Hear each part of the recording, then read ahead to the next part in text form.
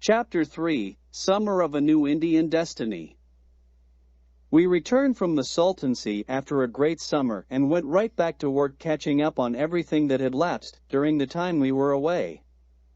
Mary was on us like a drill sergeant, ensuring that we got back on track and focused on getting through our PhDs and keeping our clients happy. Cheesy had the additional challenges of meeting requests from Florin and Dr. Roz, as well as helping Marjolaine get her feet wet at the office. Marjolaine and her husband Otto Natun were already settled in Hobart before the end of the year, and Cheesy had made some space for her to join us at the lab. We decided to be reserved about our thylasin plans until we knew whether or not we were confident in her position. It was almost Christmas before we were able to go to Halls Falls and check in on Travis, Tiemra and Uncle Arthur in person, although Uncle Artis kept in contact daily and would give us updates and highlights whenever we saw him. In the new year, Magda was going to come to Tasmania for 6 months to work with us on the first attempt to create tiger clones. Magda told me, "I want to walk through the forests where they live so I can feel what they need to survive. No, not survive, I want them to thrive. When I come to stay at Halls Falls, I'll find their tracks and follow their day-to-day activities, or more likely their night-to-night activities. They have 5 toes on their front paws and 4 on the back, you know. Most times the 5th one doesn't show because it's splayed so far out. It's a declaw. Travis and Tiemra have seen tons of tracks and several with the 5th toe. With 2 unique DNA sets from our blood samples, it was time to attempt to clone a thylasin. Thylacinus cynocephalus was the only member of the family Thylacinidae to survive into modern times. Adult male thylacins were said to be larger on average than females. The female had a back opening pouch for a litter size of up to 4. The young were dependent on their mother until at least half-grown. Males also had a back opening, partial pouch. Breeding them was our first concern, but Magda was looking ahead to being able to release them into the wild. The thyla was mainly nocturnal, or at least semi-nocturnal, and was only occasionally seen during the day. When hunting, it moved at a slow pace, generally stiff in its movements. Individually or in pairs, and mainly at night. She said Travis told her. Animal cloning involved 3 parents, one to provide the DNA with a complete set of genes from the nucleus of an adult cell, one to provide an egg with its DNA removed to host the source DNA and create an embryo, and one to act as a surrogate mother to bring the embryo to term. Magda said, "You forgot me. When that Joey needs help, he won't forget me." Another local marsupial, the Tasmanian devil, will be used for eggs and surrogacy. We decide to use a devil mama as the surrogate mother for thylasin eggs rather than the smaller numbat. Uncle Artis informed us, "I have a friend who is breeding devils to help save that population. It's a very tricky process, mate, because if you leave the female with the male when she's not ready, she could suffer injuries that could eventually kill her. Timing is everything with devil mating. Get in, get out. We can use our connections to build a breeding group of devil mamas, but I don't know if we could get enough numbats to suit our purposes.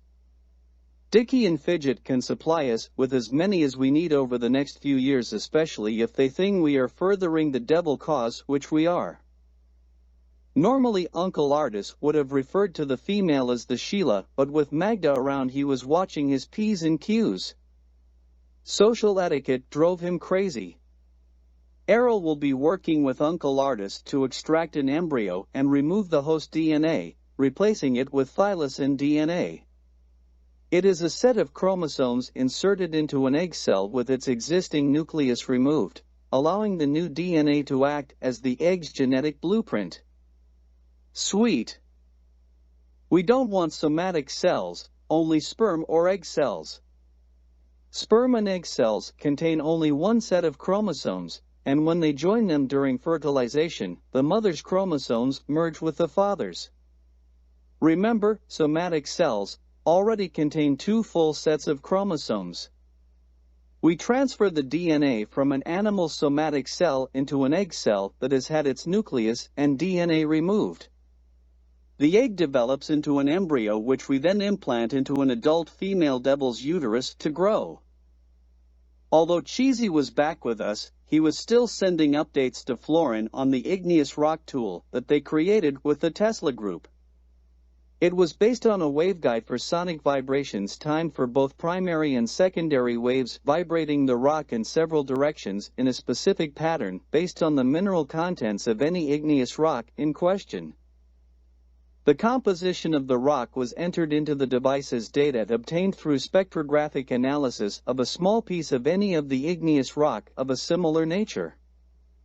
I guess when nature cooks up a batch of lava, it's never a small batch. In the case of ancient Peruvian sites, the rock was a type of andesite. Andesite is an extrusive rock intermediate in composition between rhyolite and basalt.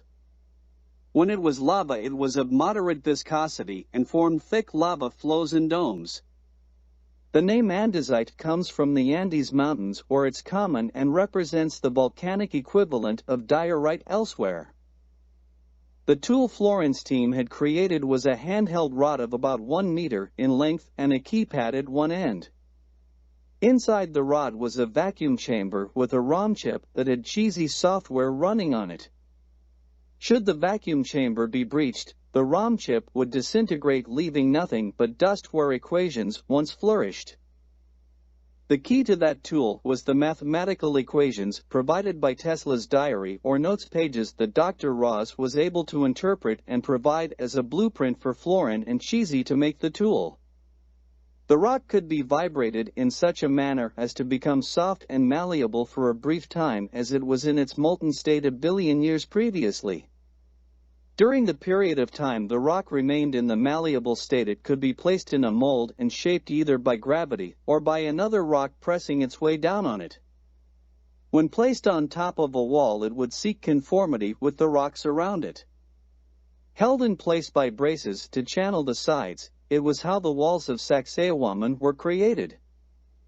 Florin also believed the giant round heads of Central America that were created by the Toltecs and Olmecs were made this way in molds. We saw some of these in Mexico the last time we were there. For the tool to work, the rock had to be one complete cut piece such that the vibrations from the tool could encompass the entire piece from all sides, even if one side was on the ground, providing the ground was other than the material being modified. Cutting or mining the rocks to this size and transporting them to where they were to be used were separate issues that they had not yet solved. There are limited applications today for malleable rock beyond the artistic, but back in the day known as pre-Columbian Peru at places like Sacsayhuaman or Bolivia's at Pumapunku, this would have been world-changing information. Who knows, maybe enough to conquer the world. Acids have always existed in nature that could have been used in some way to modify the andesite. Drop by drop the ancients could engrave or pierce precious stones, create an empty cavity in the rock, model statues, or even make coffins out of huge blocks. They could have used wax of dozens of different bees to mark the stone they wished to engrave with their acids. How did they figure that stuff out? By penetrating natural fissures with acid, they could remove boulders from their rocky bed and cut them as they wished. That would give them the proper size necessary to be modified by Tesla's vibration method. A hydrofluoric acid is one of the most aggressive, reactive, caustic, and poisonous chemicals that ancient stonemasons used could have also been applied. Magda told me she had heard of a mysterious plant named pito that was described as a low creeping grass with red leaves. I recognized Festuca rubra as a species of grass known by the common name of creeping red fescue. Interestingly enough, it had been found at over 12,000 feet in both Colorado and Arizona. It's possible that his plant could have been cultivated on the Altiplano, or at least the essence of it could be transported relatively easily. Percy Fawcett affirmed that pito or its extract was capable of melting stone when an amphora stolen from an Inca tomb broke, and the liquid leaked out and dissolved the stone and iron below. But even more interestingly, CRISPR-Cas9 had been used to modify the FAFPA gene with the goal of determining if absence of the protein in endophyte infected Festuca rubra leads to disease susceptibility. In addition to having antifungal activity, the protein is required for the symbiotic interaction. The antifungal protein is a small, secreted protein with high expression in planta relative to its expression in culture, all characteristics consistent with effector proteins. If FAFPA is an effector protein, it must be specific to certain interactions, since most epiclose species do not have such a gene in their genomes. We already know CRISPR-Cas9 is an efficient approach to targeted gene deletions. Single-guide RNA with a 20 base pair target sequence directs the Cas9 endonuclease to precisely generate a double-strand break. Repairing the breaks by non-homologous end joining will introduce mistakes causing frame shifting, which frequently inactivates the gene of interest. In the case of South America, the rock is volcanic, bluish-gray, or gray with a porphyritic texture, which means it's an igneous rock with coarse-grained crystals like feldspar or quartz in a fine-grained silicate-rich. It's generally aphanitic matrix, which means there are no large crystals because the magnet cooled too quickly for them to form. The content is generally pyroxene and plagioclase, and minor amounts of amphibole and glass. The silica content in the rock ranged from 52% to 63%. Plutonic rocks form when magma cools within the Earth's crust at a rate which is slower, allowing larger crystals to grow. Transportation was the third cog in the wheel, but they needed more time with that one, as Florin liked to remind us that Rome was not built in a day. Levitation. I can't wait for him to figure that one out. The end of the year came up on us before we knew it. The group of us spent Christmas at Halls Falls and had a wonderful tossy Christmas. Mary, Uncle Artis, and Uncle Arthur were going to California for 3 weeks, including a week in San Diego, a week at the Salton Sea, and Cheesy was sending them further on to Las Vegas for the final week. Don't worry, Artis, we won't let the place fall apart while you're gone. Travis told them, and Uncle Arthur replied, "You bloody better not. I reckon you started all this." In the new year, Ian expanded his medical facility out to the main road where he could service people all the way to Mombasa and Nairobi for special cases with diseases endemic to that part of Africa. Ian hired Martin to run the helicopter service, which is capable of transporting injured patients to the major hospitals in Kenya.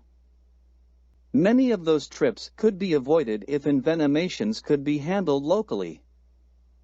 Dr. Ben had to enlist the help of several horses which he could inject with a tiny, harmless dose of venom to cause their immune systems to produce antibodies. These are proteins that attack and disable the venom toxins. We can collect the antibodies and use them to treat people who have been bitten or stung. He sent us a short video on his current setup. A technician extracts and then purifies the venom to make an anti-venom. Over the next year, the horse receives several booster shots with increasing amounts of venom. Eventually, the horse produces so many antibodies that it's immune to the venom. This won't happen overnight. Then they draw blood from the horse and extract the plasma, which of course is the part of the blood that contains the antibodies. We can give the rest of the blood back to the horse like it was a dialysis treatment for humans. The plasma is generally sent to a different lab where chemists purify it and package it as a liquid or freeze-dried powder. We're going to do all that here at Windhaven as well. Ian met a chemist when he was studying in Canada and has invited him to come to Africa and help run our anti-venom lab. Unfortunately, he hasn't heard whether or not he's coming, but we still have a year's work ahead of us before he's really needed. Then he added, when a patient comes in with a bite or sting, and 4-line injects the antivenom into the patient's veins where the antibodies can circulate through the body and neutralize the toxin molecules. We can do that at the Windhaven Clinic so we don't have to transport patients to the main hospitals. Ian has secured a temporary supply of several of the prevalent species, and his father is helping us negotiate for some livestock that is desperately needed. Kim will be running that part of the operation for us with some help from a couple of locals. I know Ian's not too keen on going out to catch mambas. Dr. Ben also told me he will have the spider fluids when he joins us in India this summer. It's a trip he has been looking forward to ever since he met Sandy. I'll have spider blood, saliva and toxin extract for whichever ones are needed for the African formula. All of the spectrographic results as well should they come into play. Dr. Ben can't wait to tie the context of the spider fluids to his other love, which is mushrooms, and how these two could create symbiotic pathways for communication through the mycelium and into the human brain. One evening after work, Ian Conference called us and told us of a trip he took to King Melon's country with Jay. Since the coup, the country flourished. They're all King Melon fans and on side with his new direction for the country. He's the benevolent dictator, and unlike his father, he's willing to share everything with his people. He's lucky he has this chance. His younger brother could have removed that opportunity by removing him. Shizi remarked. Ian replied, not if you knew Prince Sateo. He's devoted to his older brother like he's a saint. Sandy would say he's Hanuman to Melon's Rama. You've met Melon, you recognize his charisma. Sandy says he has the demeanor of a holy man, albeit a slightly modern version. And Cheesy reluctantly agreed, he's also an uber-sharp dresser. He said sarcastically. He's put his father in charge of education and industry for the country. Prince Sateo will be responsible for creating jobs and educating people to earn those jobs and move beyond subsistence living. They're either both visionaries or just extremely naive. I'm not sure at this point, and that's why I'm reluctant to become more involved. Africa is still a volatile place, and nowhere is more volatile than Melon's part of Africa. I must give him a chance to show me he's not naive. The tsetse fly is a big problem there, isn't it? I asked. Yes, King Melon wants to bring Windhaven medical clinics to his rural population as well as develop a hospital structure for the larger urban areas. The king asked if we would relocate the antivenom lab to his country to provide both labor and education for his people. In return, he agreed to finance the lab and provide antivenom to us as needed at no charge. I haven't accepted yet because I need to know it's a secure environment for the people who would have to follow that project. For now, it will remain in Kenya. The history of his country has some disturbing periods. They've exported elephant ivory since the 14th century. Transport of such a heavy commodity was difficult, so they established the slave trade from East and West Africa. Freshly captured slaves were used to carry the heavy tusks to the ports where both the tusks and their carriers were sold. In more modern times, when Japan was released from exchange restrictions imposed after World War II, they started to buy up raw ivory in quantities that put pressure on the forest elephants of Africa and Asia. The hard ivory was preferred by the Japanese for the production of hankos, or traditional name seals. Hong Kong was the largest trade hub and China was yet to become the economic force of today, so they consumed small amounts to keep their skilled carvers in business.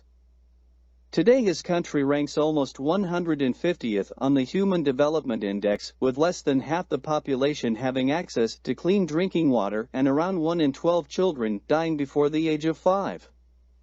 His father's government was authoritarian and had one of the worst human rights records in the world.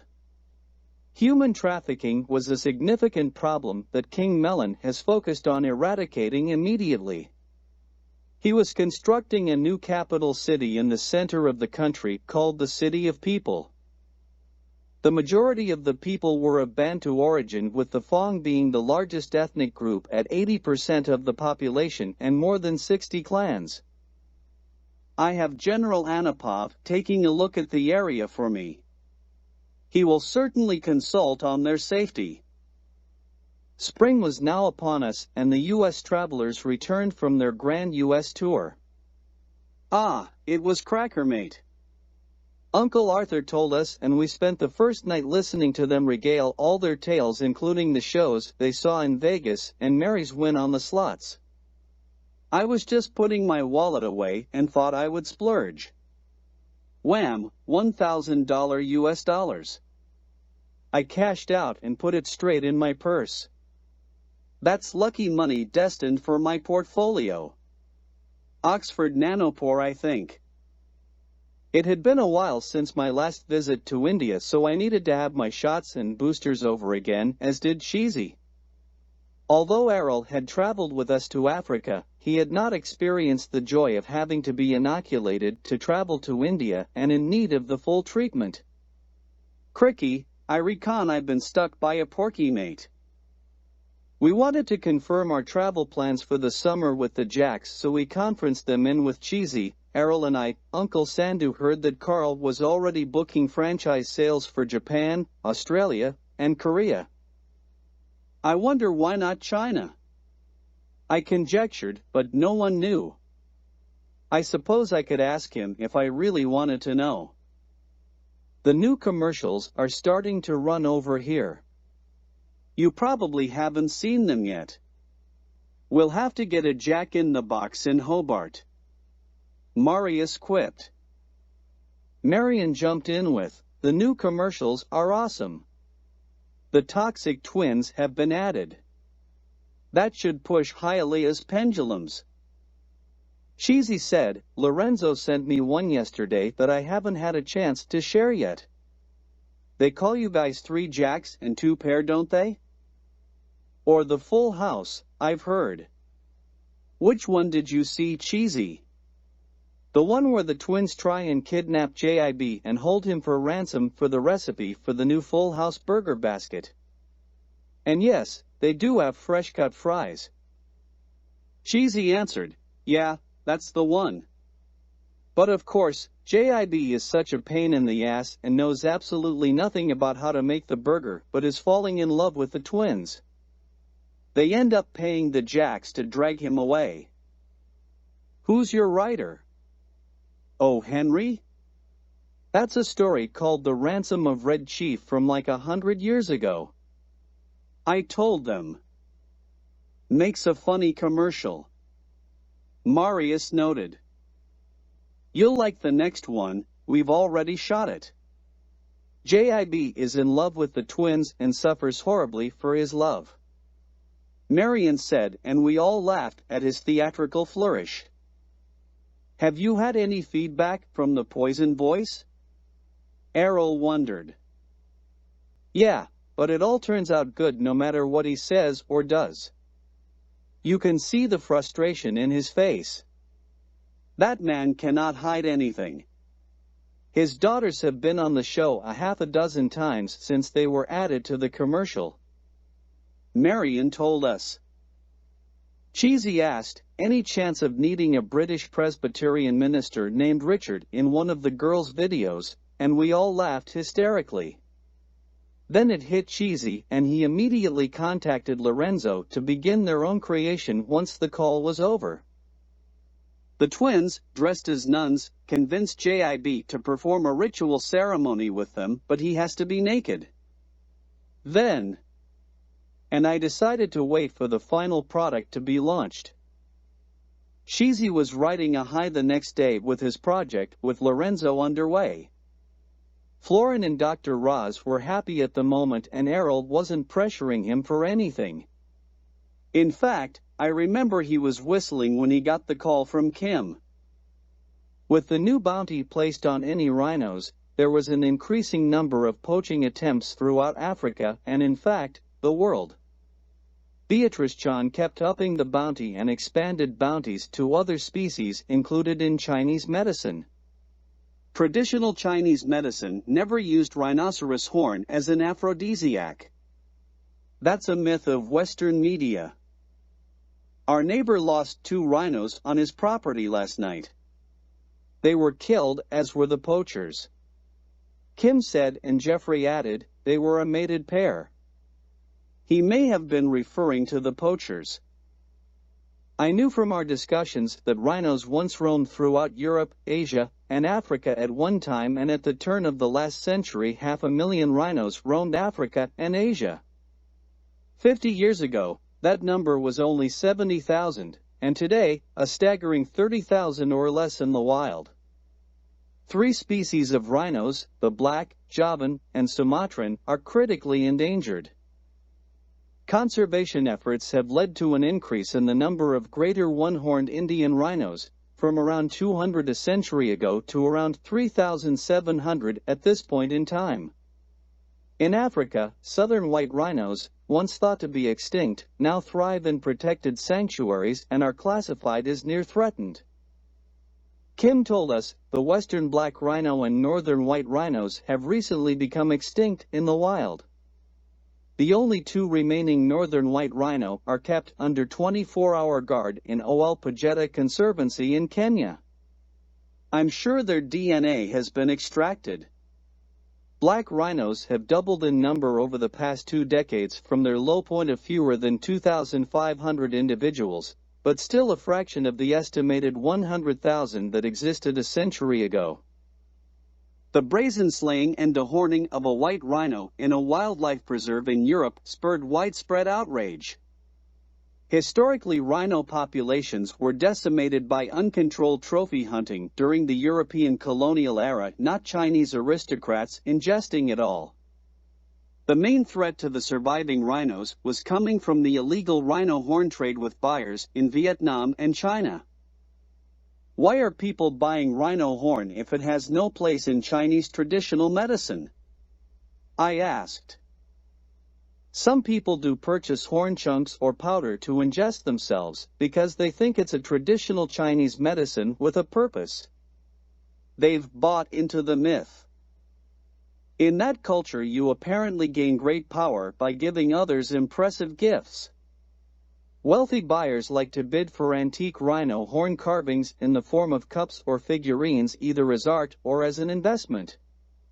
Can you believe a market for rhino horn necklaces, bracelets, and beads has sprung among the Chinese nouveau riche? Jeffrey informed us, I saw a report on a survey that was done in 5 major Chinese cities that found those who valued rhino horn as medicine were less willing to pay for it as the price rose, but those who valued rhino horn as a rare luxury item were willing to pay through the nose the closer it gets to extinction. Ian's extremely concerned about this because it seems as though the animals are being killed in poorly organized attempts at extracting the horns. None of the recent poaching really had a chance to do anything but kill the animals. I think he'll be taking steps to prevent any more poaching before we lose something we can't get back. Kim told us, and we ended the call on that note. When Ian got back to us a week later, he let us know the annual demand for musk deer medicine in China is 2,300 pounds. It takes 100,000 musk deer to meet that demand. For lunch, you could have a steaming hot bowl of tiger penis soup for about $3,000 AUD. That should increase your virility if you're a male human. The last big pandemic on Earth was caused by the pangolin and the bat. Every year about 2.5 million pangolins are hunted to provide scales, blood, and fetuses for the creation of various traditional Chinese medical cures. 2,500 years of experience rank it as one of the oldest medical systems in the world. Chinese medicine seeks to restore the balance of the yin and yang in the body. Their instability causes the body to be susceptible to diseases and injury. Their yin and yang pendulums need to find balance with each other. Chinese medicine relies heavily on animal extracts, and although only 36 different species of animals are official ingredients, there are secret cures that exist in many of the mystical corners of China. Feces from the flying squirrel, toad secretions, geckos, beetles, centipedes, and even scorpions. I thought it sounded like Florin's laboratory. Maybe that's where he shops. Ian continued telling us, I've asked Darla and Krista to rejoin the cell trot at Eastern Soviet Circus before it crosses over into China. They've contacts with the Chinese circus people in Mongolia who will help them find out what Beatrice Chan may be up to. Her family lands are in that part of China well north of Beijing. A few days later, we were finally ready to leave for India on the morning flight. Uncle Artis got us to the airport with time to spare, so we had something to eat while we waited for the plane. Cheesy and Errol were having their usual discussion on what was going to eat Errol as soon as he stepped off the plane in India. To kill time in such a long journey, I changed the topic to a crisper discussion. I figured that should carry us at least to lunch and somewhere in Southeast Asia. I started the conversation off at a basic level to see where they wanted to take it. CRISPR is a microbial defense system allowing bacteria and other single-celled organisms called archaea to fend off viruses and other genetic invaders. The Cas9 endonuclease chews up the DNA where the RNA template sent it. Cas9 probably evolved from proteins in the ISCB family, which are encoded by transposons, or jumping genes, that can hop around to new locations in the genome. Until now, the function of ISCB proteins had been unclear. What are transposons? A nosy neighbor listening in on our conversation asked. A transposable element is a DNA sequence that can change its position within the genome. The DNA responsible for encoding ISCB proteins is often located near the DNA for a class of RNA molecules that were dubbed RNAs. They also discovered that some ISCB proteins can cleave DNA at a site specified by the sequence of an RNA, much like Cas9 and its guide RNA for the CRISPR molecular scissors. Errol noted, then there is another family of proteins, called TNPB, which are thought to be the ancestors of another DNA-slicing CRISPR-associated enzyme called Cas12. They found that some of these proteins could also cut DNA when guided by RNA. Database searches turned up more than 1 million genes that could carry the code for TNPB proteins, and some organisms contain more than 100 copies of those genes. He paused for effect, but the effect was lost on the audience. SNP, or single nucleotide polymorphism discovery using next-generation sequencing data, remains difficult primarily because of redundant genomic regions, such as interspersed repetitive elements and paralogous genes, found in all eukaryotic genomes. At which point I think we lost our eavesdropper with a roll of his eyes and a raspberry from his lips. Cheesy said, Sniper, a software tool, was developed using a multi-locus Bayesian probabilistic model and a computationally efficient algorithm that incorporated sequence reads to map to multiple genomic loci. Their model doesn't fully account for sequencing errors, template bias, or multi-locus SNP combinations. Marjolein can do better given some time. In type 2 CRISPR, a single guide RNA directs the target to specific regions, but with single guide RNA, a combination of two RNA molecules are artificially programmed, one responsible for the Cas9 endonuclease activity and the other to bind to the target-specific DNA region and provide the replacement. The targeting specificity of CRISPR-Cas9 is determined by the 20nt sequence at the 5' end of the gRNA. The desired target sequence must precede the protospacer adjacent motif known as PAM. PAM is a short DNA sequence, usually 2 to 6 base pairs in length, that follows the DNA region targeted for cleavage by the CRISPR system, such as CRISPR-Cas9. The PAM is required for a Cas nuclease to cut and is generally found 3 to 4 nucleotides downstream from the cut site. After base pairing of the gRNA to the target, Cas9 mediates a double-strand break about 3 nt upstream of PAM. This is a target-specific technique that can introduce gene knockout or not, depending on the double-strand repair pathway. So, we chewed on that for a while along with the in-flight meal which of shoe leather in mushrooms. The conversation tasted better.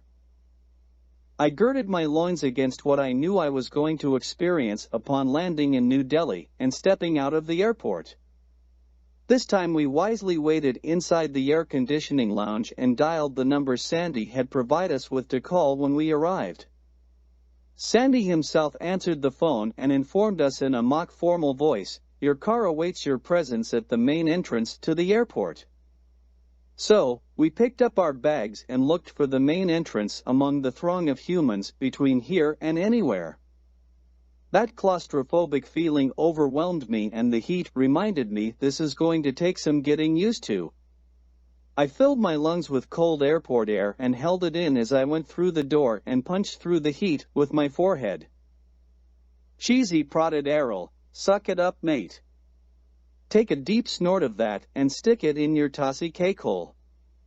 Uncle Arthur's shack is starting to smell pretty good about now, isn't it?"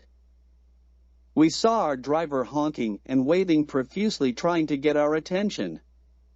We knew he was our driver because he held up a sign that said, "Science Geeks," that Sandy had given him. Identities confirmed, he was indeed our man and we were on the move. Nip into the flow going upstream while you can.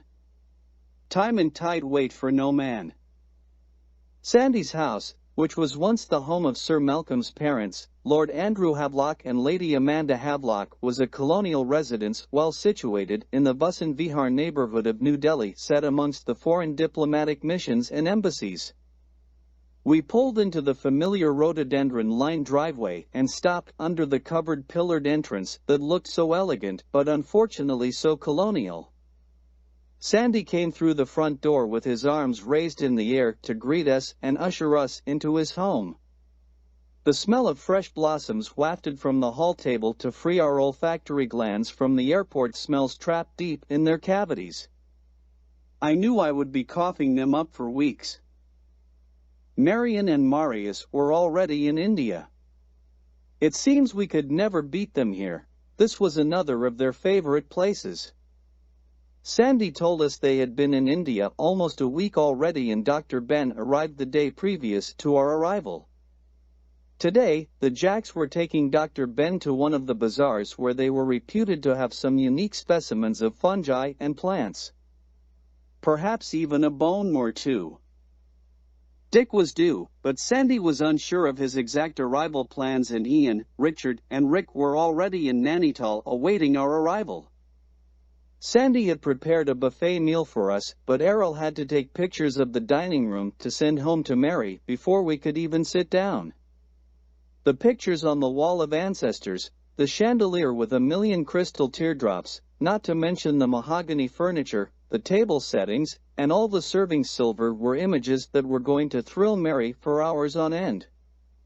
If he could have captured the smell of freshly polished wood, he would have. As we ate, we brought each other up to date on current events. Alexandria Seltradat was now the new president-elect of Transnistria and the pensions of her people are preserved. I guess justice has been done for the seniors in this case. Now Carl will start building the infrastructure he needs and the banks will flourish, taxes will flow in and business will begin to arrive. I guess it was good day to be a Transnistrian on that day. Another revelation that Sandy made was that they now had all of the diaries they'd been searching for. I found a key that eventually led me to the post office in Nainital. The box was owned by Sir Malcolm with the fee paid up decades in advance. I imagine that's why no one notified me of it even as his executor. Anyway, in the box was Sir Malcolm's secret diary as well as his mother's private version. That tells us he read his mother's diary as well. I think that is significant. There were also discs with computer video files from the Glade as Sir Malcolm built his connection with Dharma, he recorded them. Swami Virunda can be seen in the videos as well, although he's not meditating. You will get a chance to see the videos for yourselves when we go north. Errol was not with us last time and was anxious to see this whole event with his own eyes. We waited in Delhi for the next few days expecting Dick to arrive, but he never did.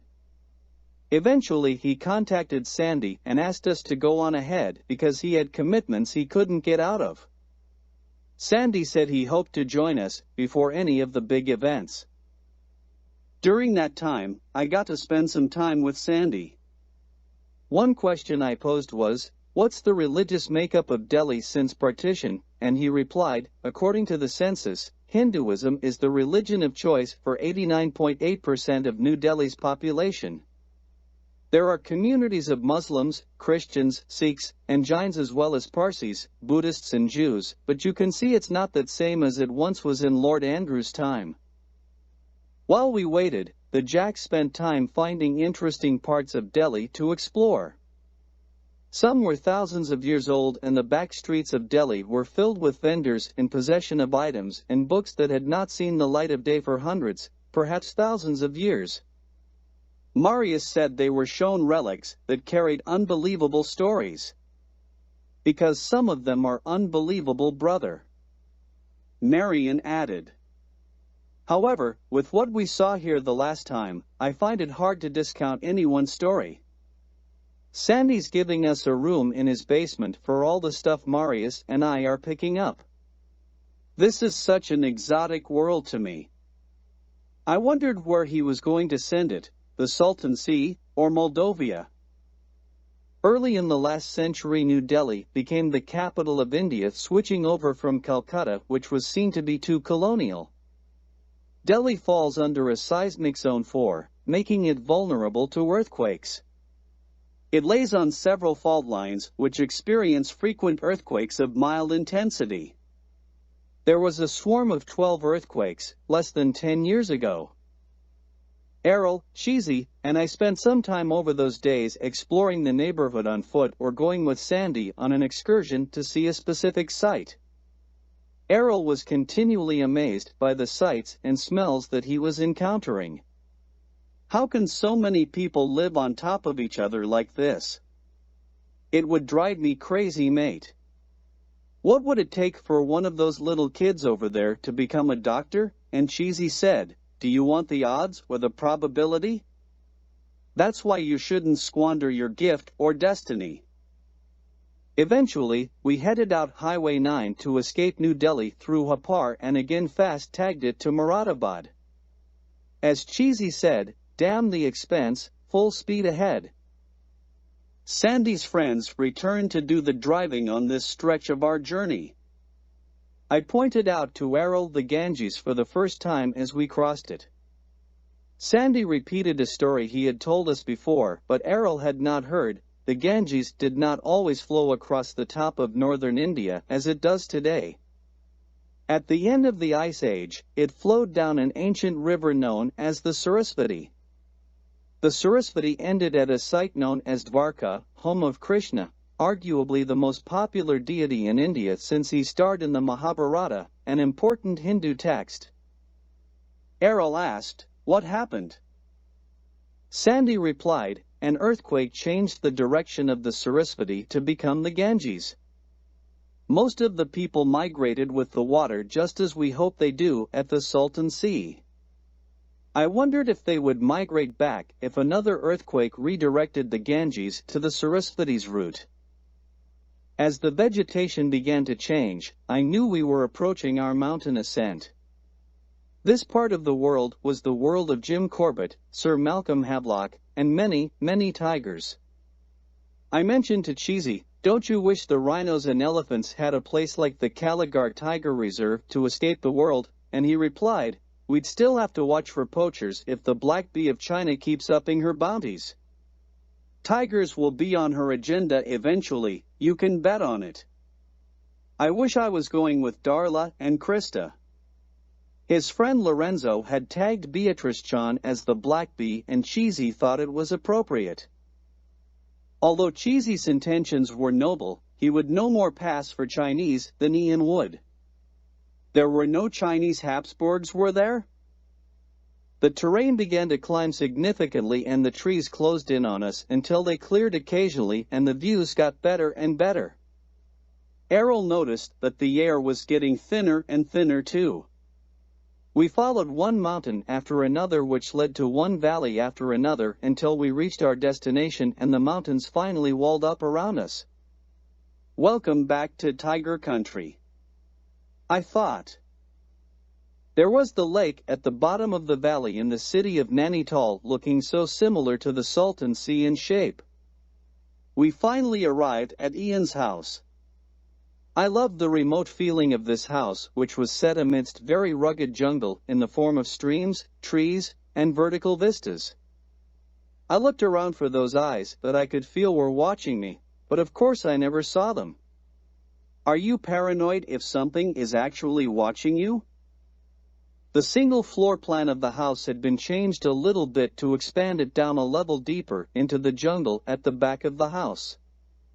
A large room with a fireplace had been added with an observation deck on the top of it which overlooked the path that led to the glade.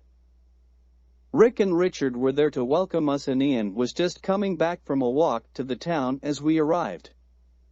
Ian handed out the bunking assignments as usual, but they were a little tight this time with so many people joining us for what we expected to be a life-altering trip. Dinner was a loud affair with people talking over people and others laughing and joking with each other. It did the heart good to see all of these people I considered family to be having such a wonderful time in the presence of each other. Ian told us Dr. Roz was moving all of her equipment from Castle Seltradet to set up in Transnistria at Tiraspol. The main transportation route in Transnistria was the road from Tiraspol. Transnistrians could travel in and out of Moldova, Ukraine, and Russia by road or on 2 international trains, not counting the Seltradet circus trains. There was the year-round Moscow to Chisinau, and the seasonal Saratov to Varna. International air travelers could use the airport in Chisinau, Moldova, or the one in Odessa, Ukraine. Those were all positive factors for the type of work Dr. Roz was planning on setting up. She was bringing some of her acquaintances from the University of Moscow to work on her energy plan. Alexei was joining her now that he had graduated and was bringing a number of his brightest classmates from his university with him. Many were working on PhD projects. Karl had also convinced King Melon to build a large Tesla factory in Tiraspol, Transnistria for domestic electric car production. With a guarantee to purchase a significant number of vehicles, it was difficult for King Melon to turn it down. Later Karl told me he planned to have nothing but electric cars and there would be no need for fossil-fueled vehicles, at least on the ground. Ian posed a question to me before ending the call. Can you imagine a world with free energy for all? Batteries recharging automatically, cars never needing to be refueled, light bulbs stored in sealed containers and a million other changes from what we know at this point. In New Zealand they say, turn on the dark. With Alexei gone to Tiraspol, April got a chance to work with Florin on a variety of projects and to stretch her engineering skills beyond the classroom. Florin was finally getting around to making the formula from Uncle Ivan's template and the Seltradet book to work on sending more pets to the realm of energy or wherever they were going. It was the next step in the Sir Malcolm saga, as they were referring to it. We found our accommodations that night one at a time, and I think I finished somewhere in the middle. It had been a very long day, so my head hit the pillow, my mouth fell open and I drifted off to sleep. Snore. We had breakfast in the morning and met on the porch to enjoy the morning sun while we did our yoga, which Sandy told us was going to be very important on this trip. Afterwards, we each took a staff from the hall stand and assembled in the front drive for our walk down to the tiger sanctuary. Errol, Cheesy and I fell somewhere in the middle of the pack while Rick and Sandy led the way. We were quite an entourage with Ian and the Jacks, followed by a moaning Richard who was following up. He had been here before and didn't really want to go today. Cheesy noted quietly to Errol and me, "Tigers like to attack the stragglers from behind." But that might have been wishful thinking, although Richard wasn't even carrying a staff. Swami Virunda met us at the sanctuary. "Greetings, Mr. Rick and Mr. Sandy. I see you have brought with you many of your good friends today." The Swami gave Ian a nod, whom he already knew, but was introduced to the rest of us one at a time. "And what is your purpose here today, Mr. Rick?" And Rick replied, "I wanted to introduce my friends to the sanctuary and hopefully have them meet Destiny." A 12-year-old tiger was killed in a road accident last evening. The tiger was crossing Ramnagar-Nainital Highway when it was hit by a speeding vehicle near the Bakra Bridge around dusk. The body could not be located at night but was recovered this morning of about 150 meters into the jungle. Swami Virunda told us. I could see this information made Rick go white around the gills. "Was it a wild tiger?" he asked with one hand on Swami Virunda's arm, who replied, "Yes." Rick gave an audible gasp and a sigh of relief. Swami Virunda told us that many tigers grow up in sanctuaries or reserves around the country but occasionally find themselves outside of the park and a very real threat to the locals who may attack the tiger and injure it. If the tiger is injured, it cannot be returned to the sanctuary because it cannot fend for itself. Tigers such as those are basically destined for a life of captivity where we can care for their health and meet their nutritional requirements. Unfortunately, no more than that. We walked through a series of cages where animals with obvious injuries could be seen relaxing around water or sitting under a tree looking otherwise content. Some were missing paws or had suffered blows to their head and back. I seemed to be a target for many of the humans, either under attack or being the aggressor. Swami Virunda was extremely successful in matching pairs of tigers who could then be bred in captivity. Rick told me he felt this had something to do with the mushroom spores and the mycelium they produce. It was common throughout the cage areas where the tigers were kept.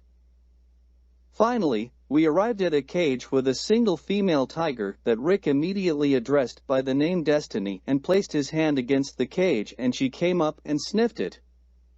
He didn't enter the cage while we were all around, but he did tell me he had been in the cage with her on many occasions.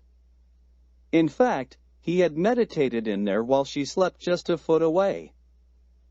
Marion and Marius were very familiar with tigers which had been in their circus family for generations.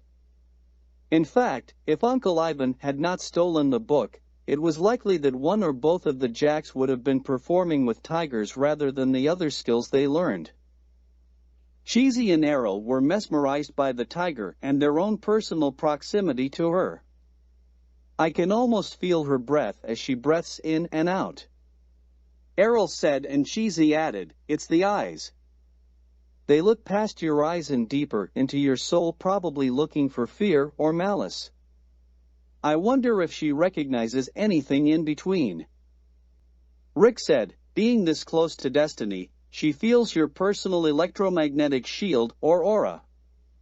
If she could be this close to any person, she could understand the intentions of that person, but if she is that close to a person, then their intentions change out of fear." Richard never did get close enough to Destiny for his electromagnetic aura to cast itself in her direction. He saved that for the rest of us. I told Richard, "I'd give you a dirty look, but you already have one." We strolled at a leisurely pace back to the house, taking in the scenery and the smell of the mountain air in this part of India, just south of the Himalayas. I heard from Florin the other day. Ian said, Dr. Emily has gone to Moldova for a couple of months to see if her and Florin can piece together something to measure vital force. Florin has some interesting ideas. She said it was time to put them together. Jay didn't go, did she? I asked, knowing her aversion to flying. No, she's spending the summer working with King Melon's people to determine how we can work together through Windhaven. Dr. Emily took little Joe with her to Moldavia. Can you imagine little Joe at Castle Seltradat? Her other project with measuring changes in DNA over lifespan was stalled at the data collection stage. She'd asked Cheesy and Errol to recommend some help for her, but getting grad students who see Africa as an adventure these days was not an easy task. Actually, Mary was working on it for her. She can be very persuasive when she wants to be an Australians, maybe than most at facing the challenges of Africa. I knew that Ian had some big plans for this trip and I was anxious to hear the details of the diaries, but when he told me that Rick was planning to make the connection with Destiny, I was surprised they had come that far. Richard has provided Dr. Ben with the translation for the formula and he is confident that he can extract all the components that are needed. Swami Virunda has prepared him thus far, but the journey that still lies ahead is a leap of faith. I learned that we were all going to have the opportunity to have an experience with psilocybin to understand how the process begins. A rather strange-looking vehicle pulled up to the front of the house and Dick got out of the back. He finally made it more than a week late. The intelligence business was obviously paying off for Dick, because he received another promotion and was no longer Major Dick, but Lieutenant Colonel Dick. Any more information than that was classified. Cheesy discussed a talk he had with Lorenzo to me. Lorenzo was helping Cheesy track down where the rhino horn that went to Vietnam was going. According to Lorenzo, a woman by the name of Bien Nguyen owns a number of pharmacies located throughout the country and even several locations in the north. She imports exotic animals and body parts through whichever channels deliver. She's extremely secretive according to Lorenzo. Even he had difficulty tracking her, which can only mean she has tracks that she needs to cover. He told me. He noted as a piece of trivia that the surname Nguyen originated in China as Mandarin and Cantonese when China dominated Vietnam. The best information he had on the girls was they were joining the Eastern Soviet Circus at Vladivostok. That will put Darla and Krista very close to the Chinese border as well as the border of North Korea. It was still more than 1,200 kilometers from Vladivostok to Beijing, where the girls felt sure they would find Beatrice John, the Black Bee. After dinner that night we settled into the new observation room with a big fire crackling in the middle. The windows looked out over the expanding forest below, but it was difficult to see even a square patch under the canopy. Richard and Dr. Ben were about to bring the rest of us up to date on where we stood with following in Sir Malcolm's and Lord Andrew's footsteps. The hill papal is the tree with knowledge. Through the African soil on 8 legs, it scrambles. The precious nectar holds life and liberation, or death and new beginning. Kali collects the blood and Shiva demands each must drink. The earthly net will bring minds together. The item that led us to the Sanskrit writing of the solution to our little dilemma was the hill papal staff, which Rick found in the hall stand. That's the sum total of the value of the hill papal. Through the African soil on 8 legs was indeed a spider and not any another 8-legged creature. Sanskrit and species names can be mind-boggling difficult. Richard informed for us. The 8-legged demon feels more than her delicate web of ripples can tell her, even though she remains secluded in a world of her own design. Dr. Ben continued, today only widow spider's venom contains toxins called latrotoxins. I think I told you once before that these neurotoxins produce uncontrolled nerve depolarization and the release of neurotransmitters. The phylogenetic relationships of these spiders show that loxoceles began diversifying before Africa and South America split apart, and some African species are more closely related to South American species than to other African species. Loxoceles reclusa, or at least our version, has latrotoxins. High molecular weight proteins are uncommon as toxic components of venom. Neurotransmitters are chemical messengers in the body. Their job is to transmit signals from nerve cells to target cells. The target cells can be anywhere in the body. The brain redirects them to the exact cell. I added, I remember this, the process of finding the target is called exocytosis and can release neurotransmitters in less than a millisecond. That's what I call instant response. I wondered if that gene could be extracted from the spider and placed elsewhere, such as the human genome. The various elements and their abundance have been determined using inductively coupled plasma mass spectrometry. Separating for the latrotoxins was our next hurdle. Richard rejoined the conversation. Life and liberation or death and new beginning refer to the extraction of the components of fluids added, and their timing can provide you with the life and liberation that you are seeking or the death necessary to start a new beginning. Of course, nothing is that straightforward in Sanskrit. You must read the stories the sages and swamis are providing you, which come with snippets of knowledge. Kali collecting the blood, of course, was determined by a story where Kali comes down to fight a demon and steals some of its blood and mixes it with her own to give her follower the gift of insight. The Swami believes the individual DNA of the two blood samples are their unique connector through the mycelium network. Like their phone number, and they are both dialed in. Shiva making each drink is told in a story where Parvati asks Shiva to save a passing wise man who had been bitten by a spider whose venom could take his life.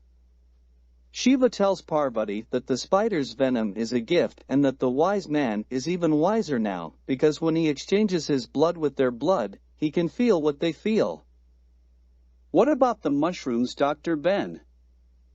Dr. Ben told us there are many different components of mushrooms that can have psychedelic effects of one sort or another, but that's only part of the mushroom mystery, because although we'll be building connections during our experiences, it's the transmitting of thought through the mycelium network to a receiver on the other end where the connection is made and decoded. Shall I wait for a message, sir? Must our mushroom be all things, or will two varieties of mushroom do? I asked. All for one. Dr. Ben told us and then said.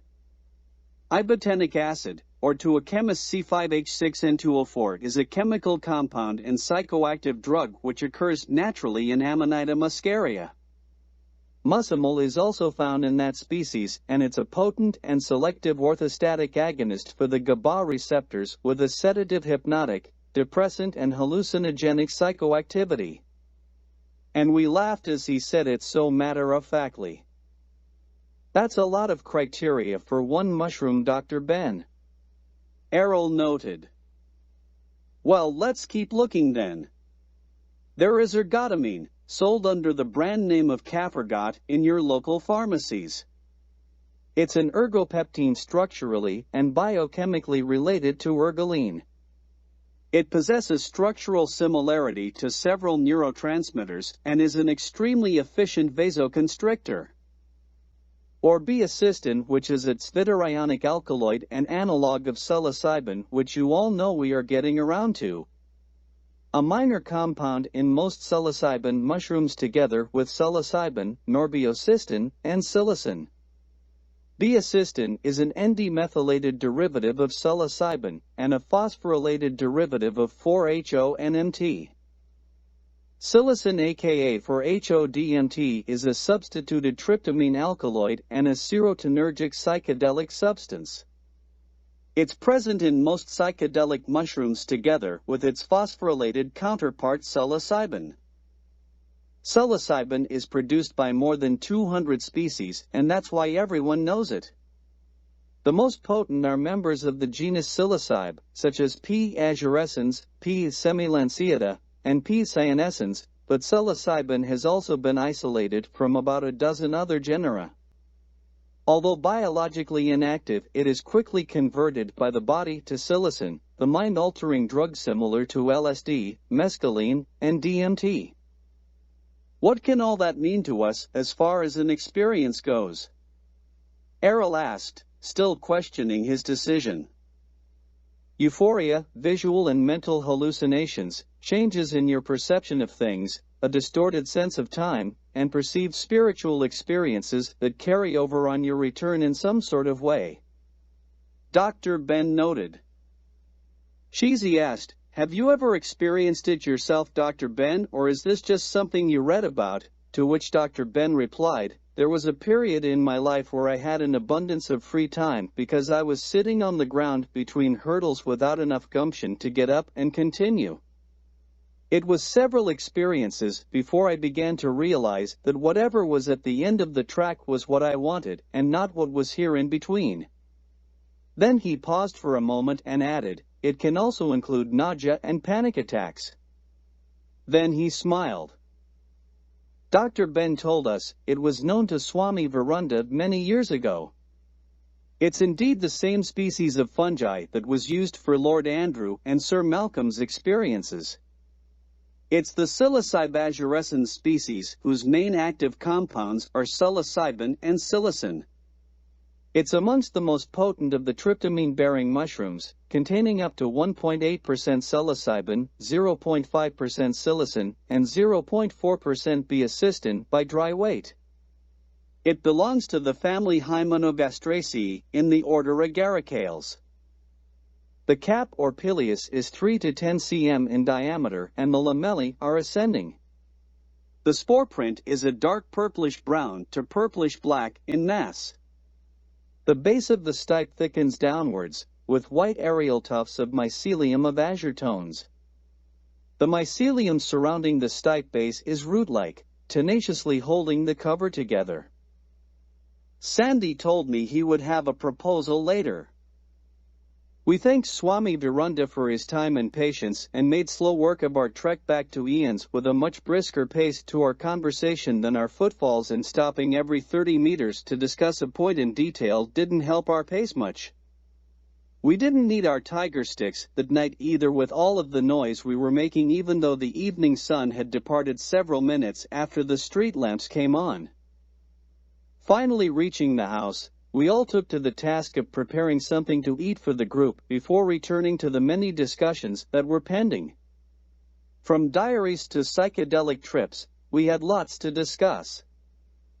We brought our food and drinks down to the observation lounge and arranged ourselves around the big fire pit, with the exception of Rick, who had positioned himself in the video lounge of the study, which was now on a mezzanine overlooking the observation lounge. Sandy began with, the newspapers reported that 24 innocent croquet players were attacked and killed on the golf course by a group of rouge tigers. Malcolm and I knew it was only karma, and we were shocked with what could be accomplished by this form of vigilantism. 24, that was amazing. Another entry began, Malcolm was aware that his father's work was not complete. There were still more than 20 criminals left to enjoy the life they took from so many others, including Lord Andrew, a good man. I cannot stop Malcolm from finishing his father's work, but he has promised me that it will end after 4 of those who were the worst offenders, according to Andrew's list, have been seen to. Sandy continued before passing it over to Ian. Would he reconsider if he believed Lord Andrew was not his father? Or would that just destroy him further? Ian read and then said, the saying in those days when a child's parentage was questioned was, mother's baby, father's maybe. I can't validate that anyone else knew or had anything more than an inkling of Sir Malcolm's lineage. Right, Sandy? Sandy thought for a moment and then said, from the perspective I had in those days as a young child, I would have to say it was considered unknown. However, some amongst us traveled deeper into the recesses of the household than others. At a later age, I did come to hear of it." Ian added, "The astounding part is who Sir Malcolm's real father was." Although we thought the fickle finger of fate was pointing at Jim Corbett, it in fact was not. Jim Corbett was aware of Lady Amanda's indiscretions and was a good friend to her, but those indiscretions did not involve him, rather Lord Andrew's younger brother Sir Cedric Havelock. Sir Cedric had initially wanted to marry Lady Amanda, but Lord Andrew pulled family rank on him. Jim Corbett, being a confidant of Sir Malcolm's mother, felt sorry for young Malcolm. Knowing his story, and feeling connected somehow, he took him under his wing and became a self-entitled extra father. There's more in Lady Amanda's diary, especially after she returned to England, but nothing more pertaining to our part of her life. You're welcome to read it at your leisure. I know you have time invested in it. Now on to the topic of Sir Malcolm's secret diary. Sandy, correct me if I'm wrong, but it covers his entire life from age 13 when he left for Africa? Yes, but the first few years were just several pages of schoolboy antics while on leave from boarding school until the point where he learns of his father's mission. Boys didn't tend to write much down unless it was life-changing. Ian read out passages from the diary. Father has recanted stories to me of unmentionable atrocities that he and his compatriots have uncovered.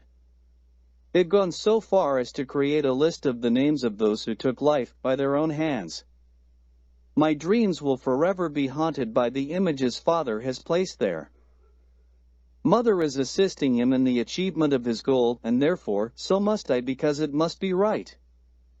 Now that I have returned from Africa with the spiders, I must find more ways to be of help to Father.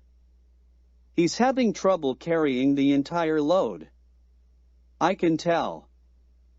Swami Samka said I should build a glade in the forest for Father's meditations with his tigress Karma that he's been matched with. He tells me that Father will someday be able to follow Karma when she leaves the sanctuary. I don't understand any of it, but I see what it's doing to Father and I worry for both his physical and mental health. Mother's health as well.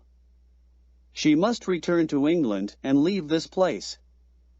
I will make her promise that, before long, only those that belong here should stay now. Ian stopped and restated, "We know the events from Lord Andrew's perspective because we read his diary with respect to the murders at Government House and certainly the day of the golf course event. Sir Malcolm saw how it was done and was able to follow in Lord Andrew's footsteps, and that's what the rest of his diary is about." Sandy continued from there. I built the glade and put in the benches, a fire pit, and added a barrel for water. The path from the house is well worn now, either from transporting things or just pacing up and down the hill. I spread spores around the glade and along the path towards the tiger sanctuary in Nainital to bring Karma here just as the Swami instructed me. I'm not sure where Swami Samka and his followers are creating a trail to, but I'm sure I will eventually be told. When Karma is here, Swami Samka administers a power to the palm of Father's hand which he put into his mouth. Karma was fed a small piece of meat and I'm sure that it was laced with the same brown powder. Father assumed a position for his meditation and Karma lay beside him for hours, as still as I have ever seen two things be for such a long period of time. Nary a twitch. Father told me he could see through Karma's thoughts in his mind's eye. He says it will take time to master all the feelings he is sensing. Father's perceptions improve daily now. Depth perception is his focus at the moment. I love to hear about the time he spends sharing Karma's consciousness. Surely others over the last millennium have experienced such a thing, or how was Swami Samka aware of it?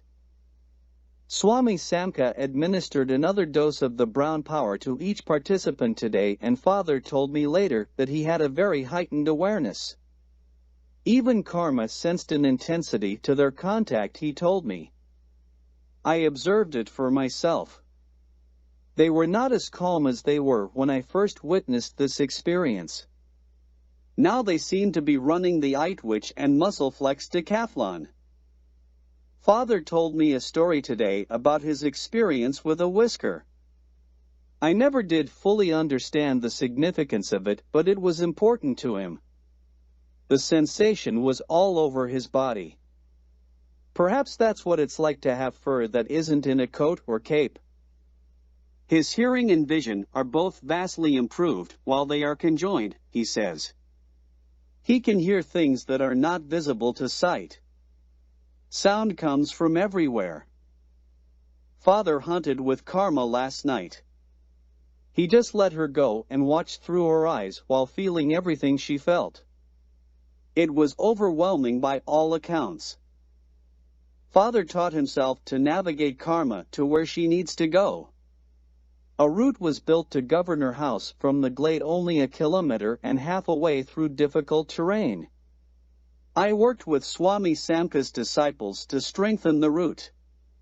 Karma must pass the Alpine Club north of the glade before she crosses Tiffin Top to the golf course.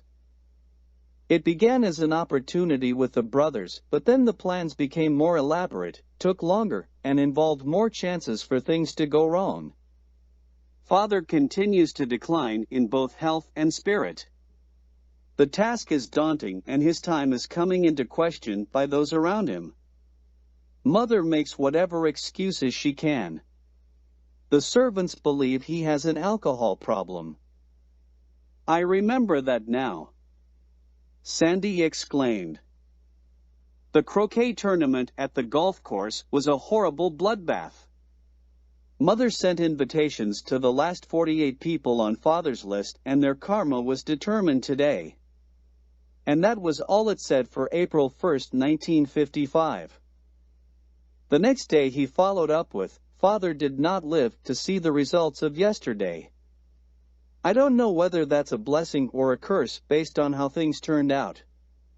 Good men have now done something, but is it enough? Was it the right thing to do? Ian noted, Sir Malcolm was able to have himself assigned to Government House in Nainital for the next several years so that he could work with Swami Samka and continue his father's work. Mother has agreed to return to England once we have complete Father's list of the 10 worst offenders. There are 4 persons that we must deal with, and both Mother and I must prepare for the roles we will take in the completion of Father's destiny.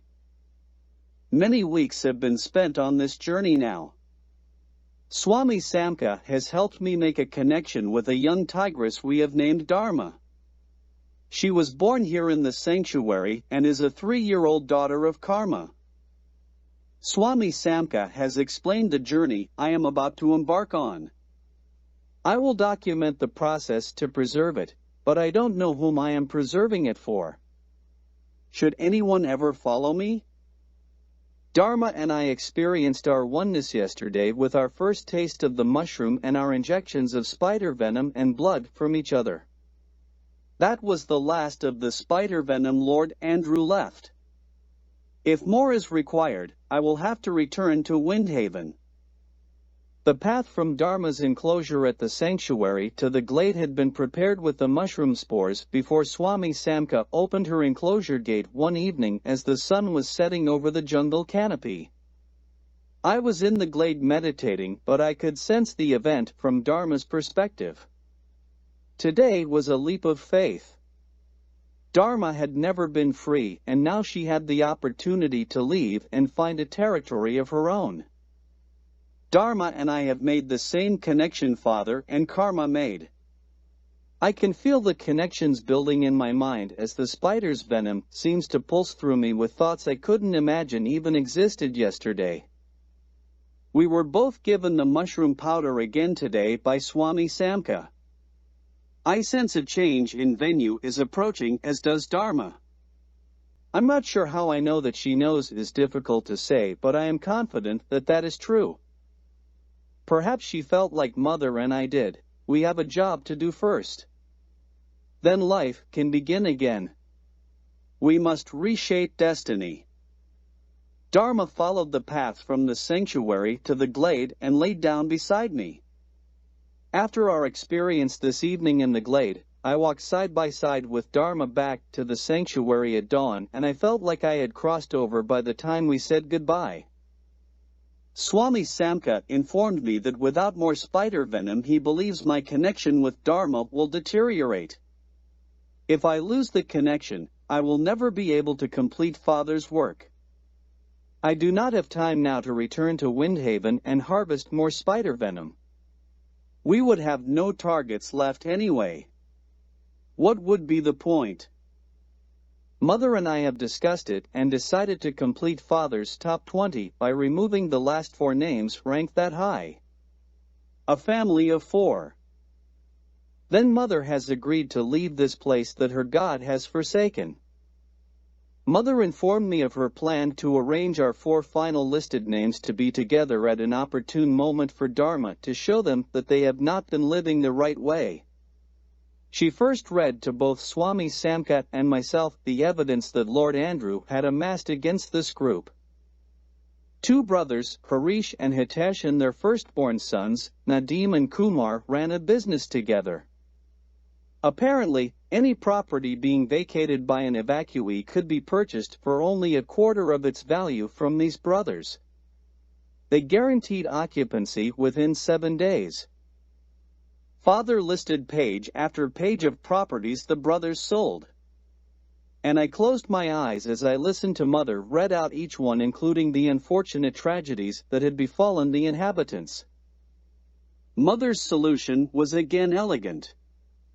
It's a terrible thing to think she has a penchant for this type of industry.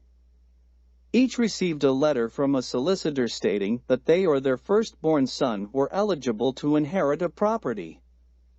She actually purchased a small farm property for a pittance and directed the solicitor that one of them was to be the heir. The day Mother selected for the lawyers to meet with their clients was April 1, 1959, exactly 4 years after the golf club croquet tournament. Ian continued the reading. Today clients will meet their destiny, not their lawyers. Dharma took me past the Alpine Club on that fateful day, and we headed up Tiffin Top, where she stopped to smell the air and survey the landscape. The bright sun hurt my eyes as she scanned the horizon.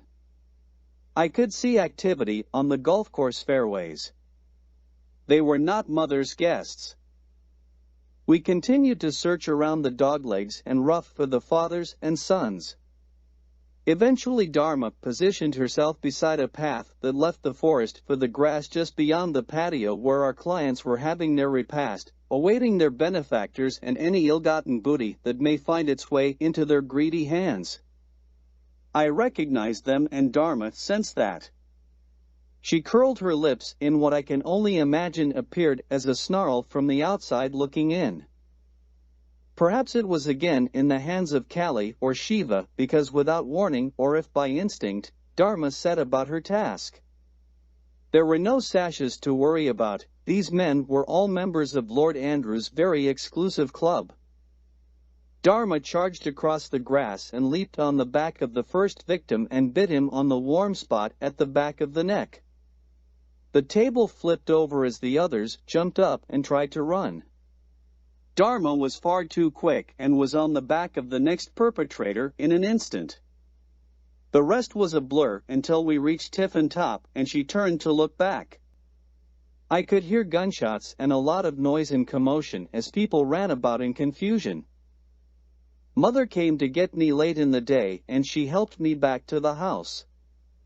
I have never seen Dharma since that day, but Mother said she returned to the glade to say goodbye before she went off to begin her family. She knew our connection would not last. Sandy said, there are a few entries after that day, but nothing to shed any further light on this story. Lady Amanda returned to England and Malcolm stayed on to work in the British Civil Service in India for several decades. There are some interesting entries of people he helped over the years, the events around his knighthood, and then his trip to Africa and some of his adventures there. All of the journals are here for you to read at your leisure. Consider them part of the estate. I think I will probably leave them all here with Ian's permission. This is where they belong. Ian nodded his approval. Rick referred to Swami Virunda as an expert on mushrooms or fungi in general. He meant several things by his concept of general. The Swami was an expert in the fungi kingdom in the scientific sense, but also in the metaphysical or spiritual sense as well. Spores are the reproductive units of fungi. They are specialized hyphae which over time can become more specialized and more adaptable to their environment. Spores are like politicians, they seek their best route for success and exploit it. He told me. Over time, selective breeding can modify the host. Different types of hyphae exist, like Gandoderma applanatum that contain skeletal hyphae resembling wood fibers. They have stolons, which are unbranched aerial hyphae designed to disseminate the species by forming an extended aerial structure of mycelium, allowing the fungus to advance rapidly in all directions when launched. Rhizoids and Hostoria are lateral outgrowths of intracellular hyphae specially modified for the absorption of nutrients. Creating a path is essential to communication, and that path needs food to grow. The Swami told him. Sandy asked about the active drug contained in the powdered mushroom that they were ingesting in the stories in the diary. Dr. Ben filled us in on that topic.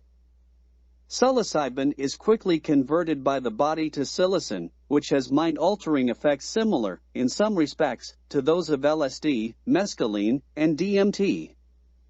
In general, those effects include euphoria, visual and mental hallucinations, changes in perception, a distorted sense of time, and in some cases a perceived spiritual experience.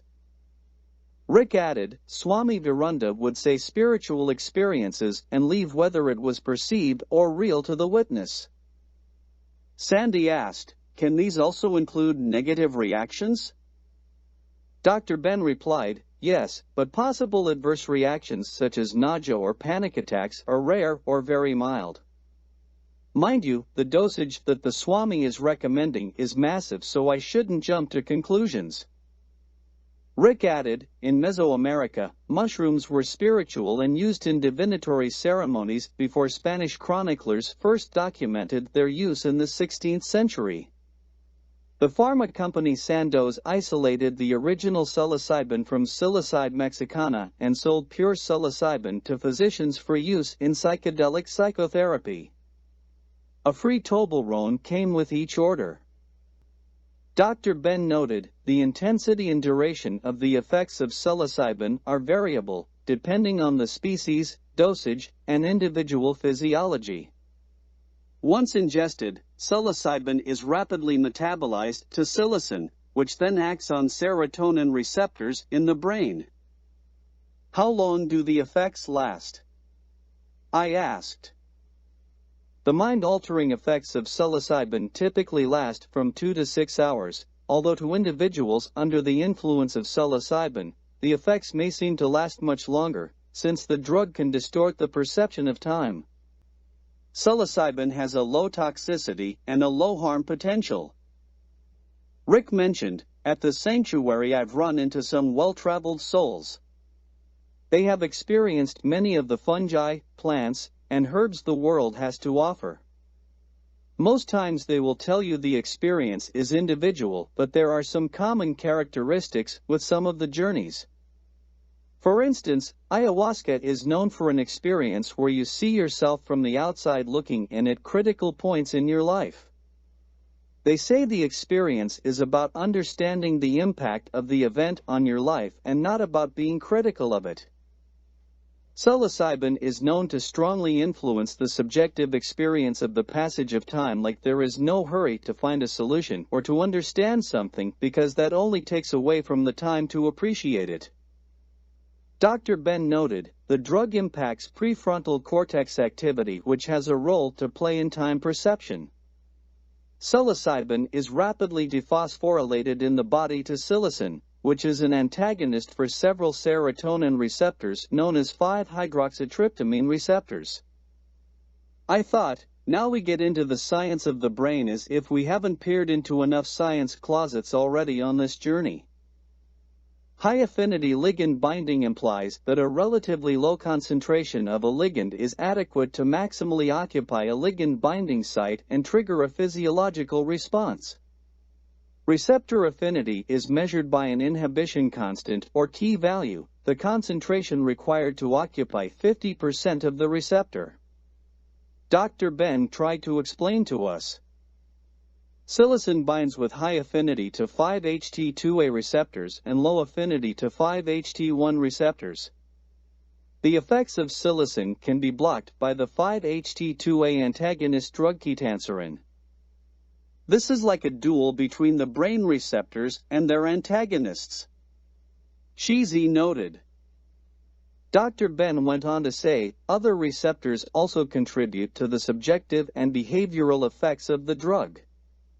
For example, increasing the concentration of the neurotransmitter dopamine in the basal ganglia, and some psychotomimetic symptoms of silicin are reduced by haloperidol, a non-selective dopamine receptor antagonist. The web that is being weaved in our brains is massive. I wonder how many kilometers the entire journey would be from start to finish. How many kilometers do I put on my craniometer in a good year of hard thinking and concentrating? Why were Cheesy's connections permanent and mine transient? Dr. Ben went on, taken together, these suggest that there may be an indirect dopaminergic contribution to silicin's psychotomimetic effects. Psilocybin and silicin have no affinity for the dopamine receptor D2, unlike another common 5-HT receptor antagonist, LSD. Silicin antagonizes H1 receptors with moderate affinity, compared to LSD, which has a lower affinity. Serotonin receptors are located in numerous parts of the brain, including the cerebral cortex, and are involved in a wide range of functions, including the regulation of mood, motivation, body temperature, appetite, and even sex. Dr. Ben noted, psilocybin is metabolized mostly in the liver. As it becomes converted to silicin, it undergoes a first-pass effect, whereby its concentration is greatly reduced before it reaches systemic circulation. Silicin is broken down by the enzyme monoamine oxidase to produce several metabolites to circulate in blood plasma, including 4-hydroxyindole-3 acetaldehyde, 4-hydroxytryptophan, and 4-hydroxyindole-3 acetic acid. Silicin, not broken down by enzymes, forms a glucuronide, a biochemical mechanism animals use to eliminate toxic substances by linking them with glucuronic acid that can be excreted in the urine. Smell my pee. Cheesy squealed and lifted his leg. Dr. Ben went on, silicin is glucurinated by the glucuronosyltransferase enzymes UGT1A9 in the liver, and by UGT1A10 in the small intestine. Psilocybin is less potent than LSD on a gram-per-gram basis, and the effects last half as long. However, a much larger dose of mushrooms by weight is generally ingested. It's a tryptamine compound with a chemical structure containing an indole ring linked to an ethylamine substituent. It's chemically related to the amino acid tryptophan and is structurally similar to the neurotransmitter serotonin. Other related indole-containing psychedelic compounds include dimethyltryptamine, found in many plant species and in trace amounts in some mammals, and bufotenine, found in the skin of psychoactive toads.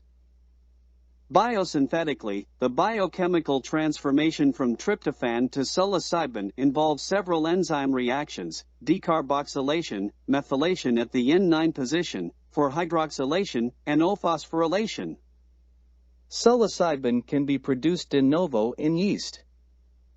I asked Rick what it was like to work on the mushroom farm at the sanctuary, and he said he actually found it very interesting and that he learned a lot about the process. Today things are very different than they were back in Lord Andrew's day. Creating a trail like we've done today was much more difficult then. This variety is not native to this area because of the substrate it prefers to grow on. Wood chips are not the typical ground litter you find in this part of the world. A base would have been laid down for the spores to begin to build their network. Materials would have to be carried, and then the spores placed in them. That's back in Lord Andrew and Sir Malcolm's time, but Swami Virunda tells me this has gone on for thousands of years. Today we have spore prints or syringes, and liquid cultures that will speed up the process of building our path. To grow mushrooms from spores you have to germinate the spores in a sterile environment with a growth medium that the mushroom mycelia can break down and absorb as a nutrient. Then the mycelia will expand moving along the mushroom life cycle until it fruits, producing mushrooms. Competing molds and bacteria must be removed from the environment, allowing the mycelia to dominate the growing spaces. Spores are introduced into an appropriate growth medium and begin absorbing nutrients from their surroundings at an exponential rate and completely overtake the substrate. They are unicellular, whereas seeds contain a developing embryo that is multicellular. A spore syringe has spores mixed with water drawn up into a syringe in sterile conditions, whereas a print is a collection of spores deposited onto a surface like a piece of tin foil. You can make a syringe from a print. The liquid culture syringe contains small pieces of mycelium tissue to inoculate substrate directly, and it's much faster at colonizing the substrate. Pump it into any decaying wood, and you're good to go. Even bamboo will do now. Swami Virunda has continued to develop this particular strain of Psilocybe arborescens. Tonight was our night for deciding whether or not we wanted to experience a psilocybin trip. Sandy gave us our options. If you are continuing on a similar journey to Lord Andrew or Sir Malcolm, you would want to experience the full massive first dose that Swami Virunda has recommended. Rick has already begun his journey, so he has had several of these sessions prior to tonight. Tonight, Rick will support us in our journey and will not participate by ingesting the mushrooms. If you simply wish to experience magic mushrooms, then Swami Virunda can create a suitable dosage for you. Marius told Sandy, Marion and I are going to follow Rick, but not until we return to Moldova. We discussed all the alternatives with Ian and have decided to make our connection with two of the wolf pups from the Immortal clan. Marion added, we still have to be sure that the process will work with wolf DNA as it does with tiger DNA. Today we will take the massive introduction dosage, but we'll have to repeat the process when we are paired with a cub. I decided to take the full session to participate in the experience as much as possible without taking the final leap of faith. Cheesy and Sandy were on side with my decision, but Errol opted for a smaller dosage, as did Ian. Richard declined the experience completely, but was completely content to sit by and watch us make fools of ourselves. Marius and Marion were still feeling the effects of their journey when Cheesy and I decided that it was time to freshen up and then hit the hay for a few hours. We agreed to have a full day of sleep before discussing our experiences with the Jacks and others at dinner the next night. Sandy was already in dreamland, and according to Rick, Ian and Errol went to bed a couple of hours previously.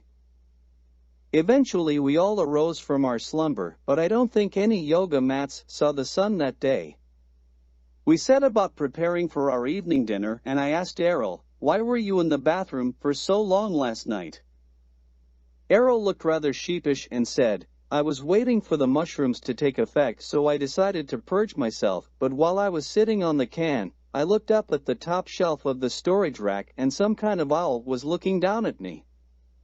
I froze. Accidentally I knocked the shelf and his eyes turned and looked right at me. I thought, this is India. This could be some kind of killer owl or something. So, I waited until I thought he was asleep, and then I slipped my hand on the doorknob. Slowly, I turned it. I flung it open and rolled out of the bathroom. Rick added from the balcony 2 rolls of toilet paper, and he screamed like a little girl with his trousers around his ankles, and everyone roared with laughter recalling it in hindsight. Don't feel bad, Errol. I don't know how long I spent watching that gnome in the tree on the edge of the forest. You saw him, Marion. He was watching me all night. You saw him, I know you did.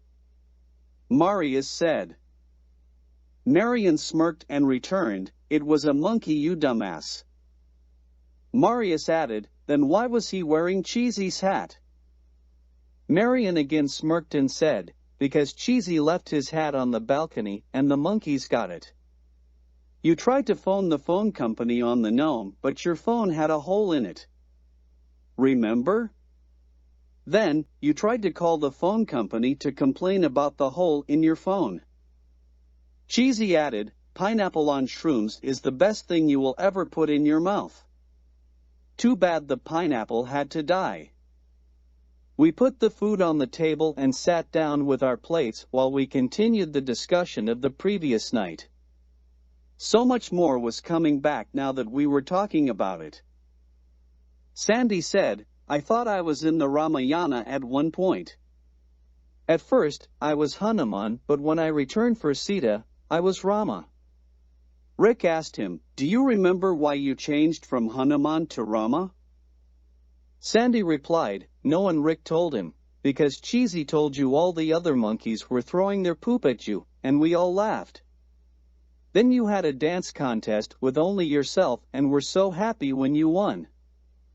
Sandy added, "And I was second." And Rick laughed, "Oh yeah, first time ever someone finished first and second in the same dance contest. I forgot.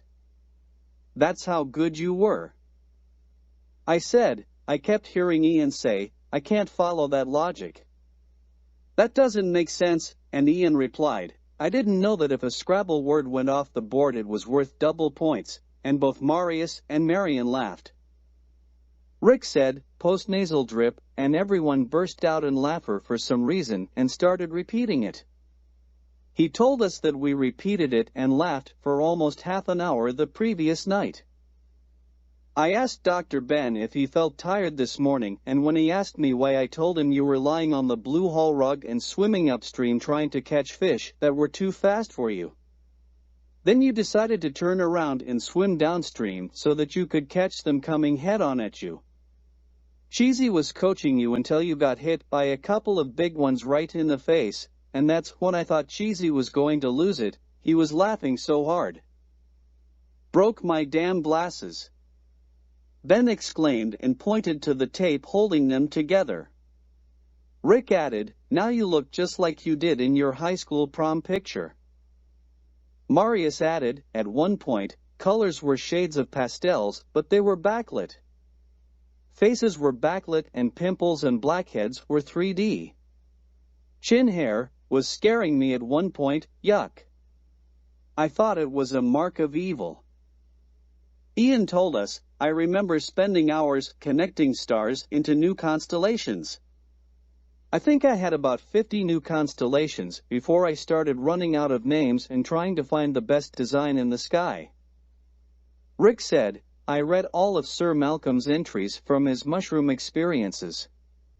He spoke almost every time about seeing ring-tailed creatures, but there are no lemurs in India or outside of Madagascar. In several sessions, he actually spoke to the creatures and interacted with them, addressing them directly. They spoke of the lost city of Limpopo and the treasure of Mabu. It's a mystery what they were because they had tails and Indian monkeys don't have tails." Cheesy said to Sandy, "We could use a good story tonight, Sandy G." To which he replied, "Then let's go to the granddaddy of them all, the Mahabharata." Sandy began, "The Mahabharata narrates the struggle between two groups of cousins in the Kurukshetra war and ultimately determines the fates of the Kaurava and the Pandava princes and their successors in perpetuity. This work includes both philosophical and devotional material, such as a discussion of the four goals of life or Purusartha, for instance. The Mahabharata includes many other works as part of the full package, so you may hear stories that you have already heard. Now you'll see how they fit into the bigger picture. This story is about a dynastic struggle for the throne of Hastinapura, the kingdom ruled by the Kuru clan. The two branches of the family that participate in the struggle are the Kaurava and the Pandava. Although the Kaurava is the senior branch of the family, Duryodhana, the eldest Kaurava, is younger than Yudhishthira, the eldest Pandava. Both Duryodhana and Yudhishthira claim to be first in line to inherit the throne. One thing leads to another, and before you know it, a struggle culminates in the great battle of Kurukshetra, in which the Pandavas are ultimately victorious. The battle produces complex conflicts of kinship and friendship, instances of family loyalty and duty taking precedence over what is right, and vice versa. The Mahabharata ends with the death of Krishna, the subsequent end of his dynasty, and the ascent of the Pandava brothers to heaven.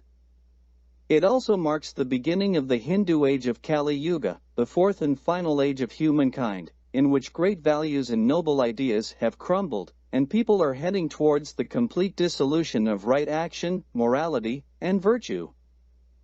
Life don't get any better than that. Cheesy predicted. Now let's look back at the older generations in this story and see how this all came to be. King Janamejaya's ancestor Shantanu, the king of Hastinapura, had a short-lived marriage with the goddess Ganga. She had a son, Devavrata, who later becomes Bhishma, the great warrior. Most of you have already heard this story. Devavrata was the obvious heir apparent, but made the promise to the chief of the fishermen to relinquish his right to the throne, and he takes a vow of lifelong celibacy to guarantee his father's promise. Such a sacrifice for his father's happiness. Now if you remember, Shantanu had two sons by Satyavati, the chief's daughter, Chitrangada, and Vichitravirya. When Shantanu dies, Chitrangada becomes king but dies, so Vichitravirya, the younger son, rules Hastinapura.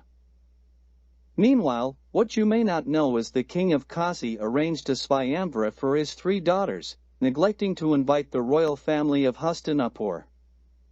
A Swayamvara was a practice where a girl of marriageable age chooses a husband from a group of potential suitors. To arrange the marriage of young Vichitravirya, Bhishma attended the Swayamvara of the three princesses Amba, Ambika, and Ambalika. However, he was uninvited and so proceeded to abduct the princesses. A natural response in those days. Ambika and Ambalika consent to be married to Vichitravirya, but the oldest princess Amba tells Bhishma that she wishes to marry another. When he asks, who, she replies, the king of Shalva, whom you have just defeated at our Swayamvara. Bhishma agrees to let her leave to marry the king of Shalva, but the king of Shalva tells her, I don't need any charity, and refuses to marry her. He was still smarting from his thumping at the hands of Bhishma. Amba then returns to marry Bhishma, but he refuses due to his vow of celibacy. This enrages Amba, so she becomes Bhishma's most bitter enemy, holding him responsible for her plight. Look for her a little later in our story because she is reborn to King Drupada as Shikhandi and eventually causes Bhishma's fall, together with Arjuna, at the Battle of Kurukshetra. No good deed goes unpunished. When Vichitravirya dies young without any heirs, Satyavati asks her first son Vyasa to father children with the widows. Wait a minute, did she have this baby before being married to Shantanu? Marius asked. Krishnadvapayana, better known as Vyasa, was a revered sage portrayed in many Hindu writings. He is a Shakti-avesha avatar of Vishnu and one of the 7 Chiranjeevis. Many regard him as the author of the Mahabharata, in that he recited it to the chronicler and the person who gave order to the Vedas. In fact, Vyasa narrated the entire Mahabharata and all the Upanishads and the 18 Puranas, while Lord Ganesh wrote them down once understanding them. His very name means compiler or arranger, but also means separation or division, so you can see how difficult Sanskrit can be to understand. His mother, Satyavati, was a fisherwoman who had often piloted a boat. One day, she helped Parashara across the river Yamuna, and he was enchanted by her beauty and wanted an heir from her.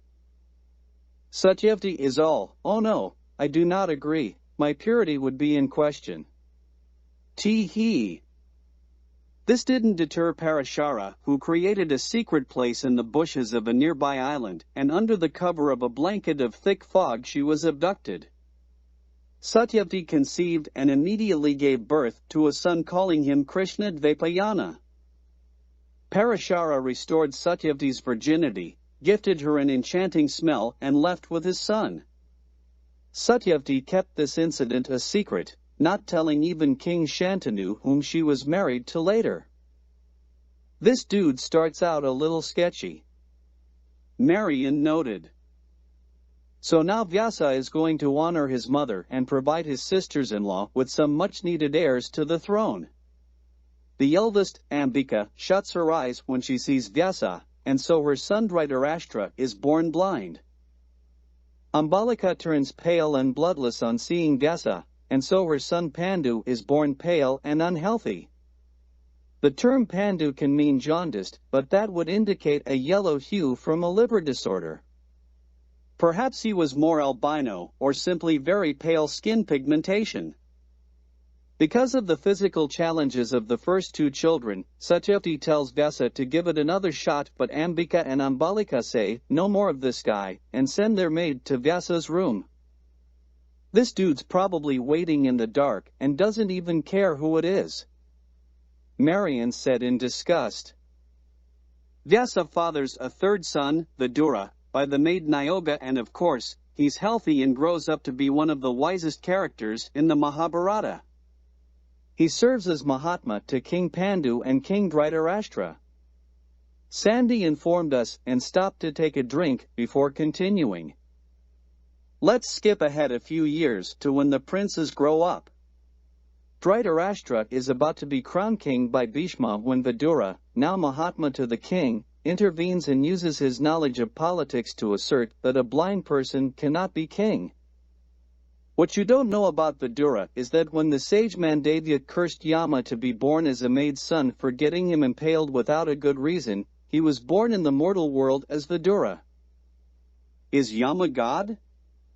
I asked and Sandy replied, he is if you are a Pandava, because he saved them from being burning alive in a palace of wax.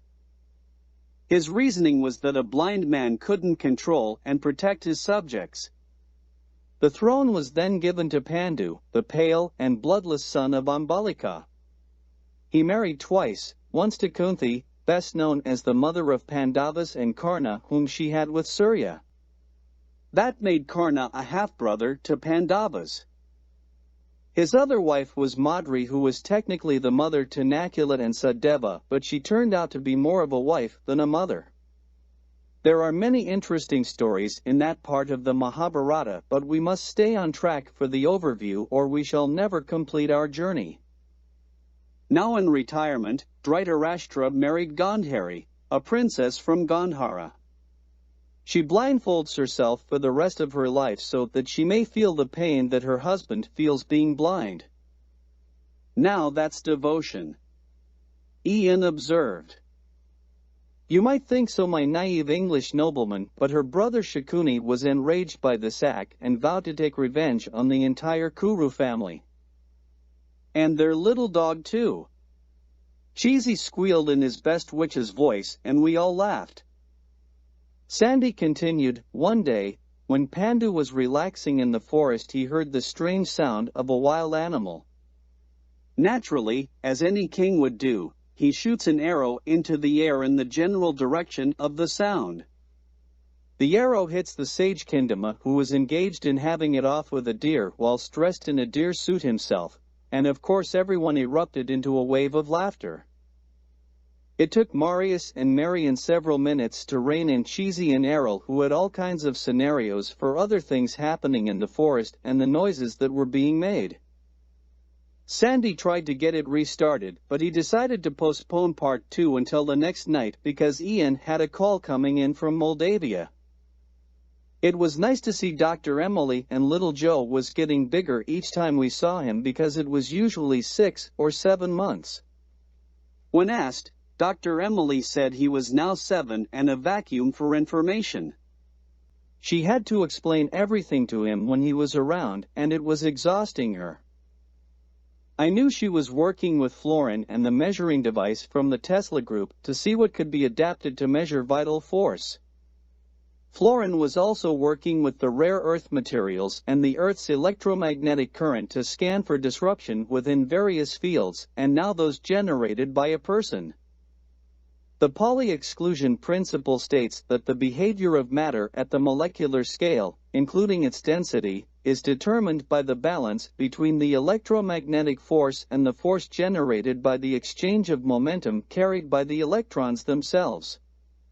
Dr. Emily told Ian. What does that mean? I thought. According to Maxwell's equations, the speed of light in a vacuum is a universal constant that's dependent only on the electrical permittivity and magnetic permeability of free space.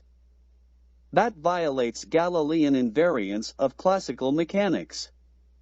To reconcile those two theories of electromagnetism and classical mechanics is to assume the existence of a luminiferous ether through which the light can propagate. Relativity theory implies that in moving frames of reference, a magnetic field transforms to a field with a non-zero electric component, and conversely, a moving electric field transforms to a non-zero magnetic component, firmly showing that the phenomena are two sides of the same coin. That's why they call it electromagnetism. Dr. Roz added. Apparently, she was spending her time split between Moldavia and Transnistria. This area of science was at best on the fringe of my retrievable knowledge. I knew electromagnetic units were part of a system of electrical units based on the magnetic properties of electric currents. The base unit was the ampere, a measure of electric current, and I knew common units like ohms were used to measure resistance, and Siemens measured conductance, as well as the common volts and watts. Of course, on our team we all knew that a Tesla was a measure of magnetic flux density, while Weber measured the magnetic flux itself. I listened to the conversation intently, but had to have some of the information explained to me after the call by various people who didn't claim to be physics experts either. They talked about the Abraham-Lorentz force of electromagnetism, which, as I understood, was the recoil force on an accelerating charged particle caused by the particle emitting electromagnetic radiation. It's also called radiation damping force, I believe. They spoke of computational electromagnetics to model the interaction of electromagnetic fields with physical objects and the environment. It would involve creating a computer program to compute approximate solutions to Maxwell's equations to calculate antenna performance, electromagnetic compatibility, radar cross-section, and electromagnetic wave propagation when not in free space. That was one best left for Cheesy. We were all up early the next morning and anxious to get on with our yoga session with Sandy. Marius and Marion were taking some extra instruction from Sandy because they were planning on going further down the path of their journey when they returned to Moldavia. Rick took Dick, Cheesy, and Errol down to the Tiger Sanctuary to assist Swami Virunda with some work around the facility and to meet Rick's tiger destiny in much closer contact. I think Cheesy went because he was loving the shrooms, as he called them, and I think he was working a deal with Swami Virunda for a small personal stash to go and grow. Richard was busy with his Sanskrit translations, and Ian was waiting for a call from Jay, who was visiting King Melon's new city. That left Dr. Ben, Sandy, and I to our own devices. We decided to pick up some sticks from the hall stand and walk the path to the glade. Sandy enlightened us with a story about the 5 sheaths or bodies of the embodied soul. A human possesses not only physical bodies but also 4 other subtle bodies. The physical body is what we see and relate to, while the other ones are subtle and remain hidden from those not looking for them. You cannot perceive them in others except through inference, but we can subjectively perceive them within ourselves. Sandy said. Please Swami Sandhiji enlighten these undeserving souls with your knowledge. Dr. Ben pleaded. Outside in, the 5 bodies are Annamaya Kosa, the gross physical body made up of the 4 elements present in food. Next is Pranamaya Kosa, the breath of the body. It's made up of prana, or life energy. Then there is Manomaya Kosa, or the mental body made up of thoughts, desires, emotions, feelings, and so much more. Vijnanamaya Kosa is the intelligence simply made up of pure intelligence, whatever that may be. Finally, Anandamaya Kosa, or the bliss body made up of pure bliss, the natural state of the souls. For the rest of our walk, we discussed the implications of each and the concept of prana, or life energy, as it was called. Ian was finishing up his call with Jay when we returned our staffs to the hall stand. The logistics of getting Jay to King Melon's country without flying is extremely difficult in sub-Saharan Africa. It's still a very dangerous place to travel, and either she doesn't understand that or she is just naive. I hope she doesn't find out the hard way. King Melon sent an escort and has guaranteed her safety, but Jeffrey and Hamish had to go with her as well. What route did they take? I asked. They had a choice of going south of the Democratic Republic of the Congo or north of it, but neither route went through it, thank God. If all roads lead to Rome, it's because they lead away from the Democratic Republic of the Congo.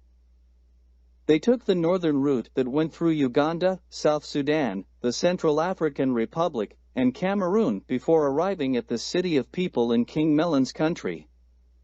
Jeffrey said it took them 5 days of driving to get there over toll roads and even a ferry to cross a river.